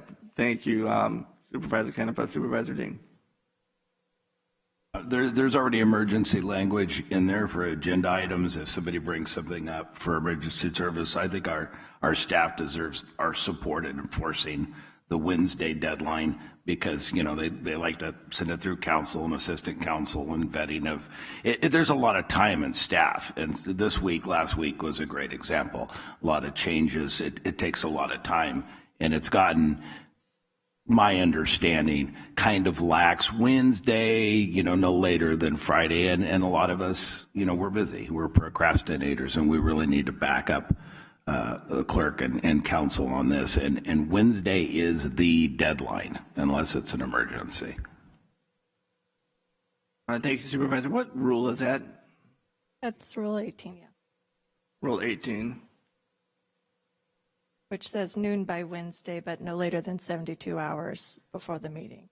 And that was recently changed, again, because for several years, we weren't able to meet that Wednesday deadline due to late items being added to the agenda, typically. There's also occasionally technical issues with the agenda creation that might delay it as well. But pretty infrequently, normally it's late items. And the agenda process is nearly a 3-week process. So it does require people to know 3 weeks in advance what's going to go on that agenda. So to Chairman Rickman's point, sometimes things come up in that time frame, and they may delay the agenda so that they're properly reviewed, vetted, and that the best quality goes forward. Through the chair. I mean, I'm all for that. I'm all for flexibility. I don't get that. That's not the point of contention. But I mean, like you said, we're waiting, and we're in there. Oh, is it coming out? Is it coming out? It's like, waiting for lotto numbers or something. You know what I mean? And it shouldn't be that way. So thank you. Any other housekeeping? And none. Counselor, you have direction? I do, Mr. Chair. Thank you. Chair Rickman, I've had a request to speak out there for a bit now. I'm sorry, I can't see on my computer screen. Oh, so okay. You have to wave your hand. I didn't want to dive in and interrupt anybody, so I left my request to speak out there. Throw a pin at me. Okay, I'll raise my hand next time. The vice chair. But I'm sorry, go ahead. Not a problem. I just wanted to address a couple of questions that were thrown out, mainly what Supervisor Canepa had asked about Rule 34 and requests and contacting of department heads, division directors, or whatnot. We're pretty flexible, and this is for the benefit of our 2 new board members. As far as, contacting our department heads, contacting me, my staff, or whatever, we assume that requests like that are going to be reasonable and that they're not going to be, involving a lot of staff time. I would say that not only the divisions that report to me, but also the departments and their staff that report directly to you all. I think for the most part, we've been able to accommodate things, and the requests that have been made have been, something that happened on the fly. In many cases, I've seen board members who will contact our general services director, our ROV, and I'm not even aware of it. I don't police that. I assume that everybody's kind of, what do I want to say, playing well with everyone. And so there's not a lot of, I'll say, parameters that we normally put on that, just so you know. As far as Rule 14 and the board letters, and generally those will come to me. Those will come directly to me first from if a board member wants to put something on the agenda, they'll have their chief of staff work it up in a reasonably good fashion so that it's comprehensive and as accurate as possible. We'll look at it. I'll have my analysts look at it to make sure there's not anything that's technically inaccurate, that it kind of meets the conformity of what we would expect. What we wouldn't expect is, something that's a very summarized line item with my staff expected to do the research and the homework that would go into that letter coming forward. So those are kind of the parameters that we've been using on those 2 rules, just so you all know. And then the last thing that I wanted to mention, and I think the reason, and I had talked with our chair about this informally when the first request came out about the OES thing, was the fact that the first letter actually asked about receiving a report from the emergency services office's practices, protocols, and procedures relative to what was actually going on with the flood event. And what I had discussed with our chair was, bringing an oral report forward where, we could just get an update for the benefit of the citizens, the other board members, and all that. I thought would be fine. And I understand our clerk of the board said, hang on, that's still making a request from a department or a division director, and I get that, but I think the spirit of all that is so that we don't have, and I believe Supervisor Canepa mentioned it earlier, having 5 board members actually drawing reports out of department heads and division directors independently when they're trying to do their normal business. So I think that's what the spirit of that was all about. I just wanted to share that. All right, thank you. CEO. And also, we follow Robert's Rules of Orders, and technically what can happen. If you watched, I know Supervisor Nguyen wasn't too happy with me, but we could postpone. Any board member here, you don't like an item up there, you can postpone. Use Robert's Rules of Order, use parliamentary procedure to, postpone indefinitely, and you get a majority of the board, it's gone. And that's another protection that members of this board could use. Or somebody who wants to, say a board member, I want you to go out and count the flowers from, SR4 to 120. And we go, I'm going to postpone this. That's something that we could do. And that's something parliamentary that is available to us. So with that being said, that is, now everybody, if you all, please look at the clock. It's like 12:15. I think this is like the earliest in the last 8 years. Board comments. Oh, that is true. And hey, we have board comments, and then we go to closed session. So we're cooking. So with that being said, we're done with the general discussion. We'll move on to Board of Supervisors comments and committee reports. Since I started to the left today, I will start to my right Vice Chair always goes last. I go last and you go second to last. But you're looking sad, so I'm going to say Vice Chair. You want to go? Everything to say, other than welcome to my new fellow supervisors, Supervisor Ding and Supervisor Canepa. Pleasure to work with you. That's it. Thank you. The man of few words. Supervisor Canepa. Thank you. I just want to say this week has been very interesting. I learned a lot, and I want to thank everybody, Jay's office and the clerk of the board, Rochelle, and her office have helped me get through a lot of stuff and learning and commuters and, email. And so thank you so much. I want to thank ISD, which I know is IT. So there's all these acronyms. So you just have to bear with me because I'll get there. I'll learn them all eventually. So that the ISD, and then Bill Smith's department too has been very, very accommodating. So thank you for coming. Like my air conditioner wasn't quite working. Well, it was the air conditioner and the heat instead of the heater. So thank you for their speed. I want to thank Greg from ISD for helping me. He's done a great job for me. So and department heads, I'm getting there. Obviously, it's there's only so many hours in the day, but this past week has been very busy. I could see why this is definitely full-time work and then some. So I'm wholeheartedly giving it my all. So bear with me as I meet department heads and learn how this all works. So it's been a great first week. Thank you for everybody that's made it easier for me to learn. And I don't know if it's hitting the ground running, if it's a sprint, if it's a marathon, if it's a jog. But I'm embracing it with my whole heart. So thank you so very much for the help in my first week. Thank you. Thank you, Supervisor Canepa. Supervisor Patty. Thank you, Chairman. We got a 15-minute limit. Oh. I guess the question, let me start off with, well, the question is, and I'll give a 15-minute soliloquy and then get to a question maybe. So no real reports. I want to welcome, as we had recently, our 2 new supervisors, and you can see, there's even a little challenge amongst ourselves. This isn't just a consent agenda. There's people that are asking important questions, being responsive, having a little difference of opinions, and that's great to have respect and the working relationship that we have. I want to welcome our 2 new legislative aides, our chiefs of staff, our go-to right-hand person that you will be integrated into the offices and instrumental in what's happening on the 6th floor, and you'll be highly valued and appreciated throughout your office and the community. It's going to be really an amazing job for you, and it's a privilege that we all share serving and working here in this county on behalf of those that we have the privilege to represent. So we are going to be very well served by the addition that we did today on consent. So thank you for going through that and being here for it. But I just really want to compliment our chairman, this board, and the responsiveness we have, that efficient, effective, asking good questions and moving forward and getting the business done on behalf of the people.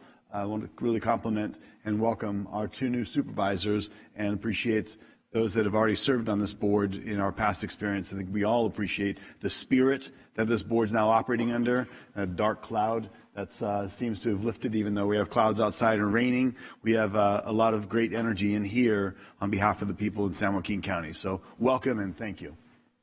Thank you, Supervisor Patty. Supervisor Dean.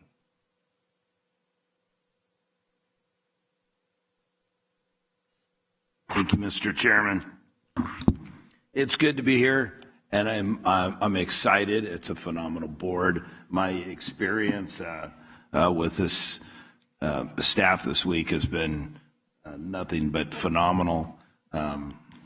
From midnight on January 1, trying to set up a Red Cross shelter, forward to a few emergencies. I want to point out a few things. There was a discussion early on with the Register of Voters and a couple of constituents. And anytime I have a couple of constituents here, whether they're right or wrong, I appreciate the fact that they're here and they should be shown that utmost respect. I can tell you there is a problem, and we can say, well, we're in the right. Well, it doesn't matter.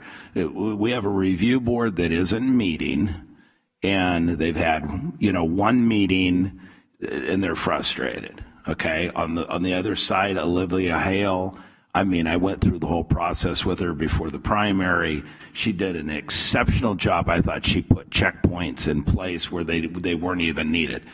However, I believe there were problems, but it's not where everybody's looking. But that's a conversation for the other day. But I do want to have, if we can ever figure out how many councils or whatever we have to put it through before we can talk about ROV.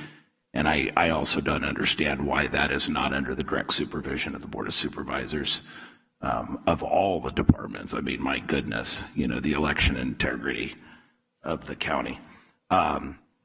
Tiffany from Emergency Services, we had a great conversation yesterday. She did an exceptional job, and it was a great conversation. Fritz in the Department of Public Works, just hats off. I just want to tell you a quick story, but I got to bring up a card here. So I had a problem on North Lower Sacramento Road with a resident that was flooded out, and there's a canal issue, there's an easement issue, whatever. I'm not an engineer. But I can tell you there was an employee named Cheyenne Raymond, Department of Public Works, who was out there at 1 o'clock in the morning in his private car.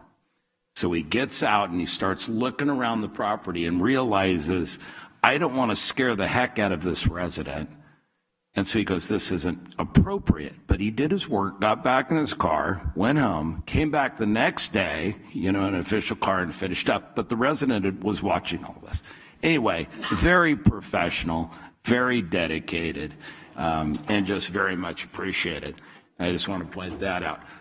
Thank you to all of your chiefs of staff, to the members that actually have them, while Paul and I are still trying to find the restrooms and the coffee pot. They've been, Scott and Chris and Mike have been very helpful and much appreciated. Rochelle, Nicole, thank you. Much appreciated. Thank you, Supervisor Ding, and welcome to you and Supervisor Canepa. I mean, it seems like we're going to have a great board, and I mean, just a discussion that we've had today, and the talks that we've had. I know I worked with you on COG, and so we look forward to what we can accomplish. Not individually, but together as a team. I think you're going to see some great things coming from this board. I think you're going to see cohesion.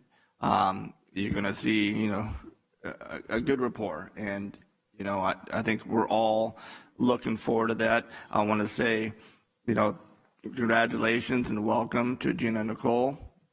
Look forward to seeing you up there on the 6th floor. And I want to just remind everybody, we're still going to have rain in the forecast. I mean, they're talking about the rest of the month. Of course, hopefully we'll get some breaks in between. If you need information, go to sjready.org, and you can also sign up for the San Joaquin County Emergency Alert Notification System to get information. So please do that. As to Supervisor Canepa, what you mentioned earlier during public comment, and why I limited it to 1 minute. There is, I'm not sure if it's precedent or if it's legal, because you can make a brief statement. Legally, you can. I mean, it's up to individual. I don't do it. I usually just listen and go forward.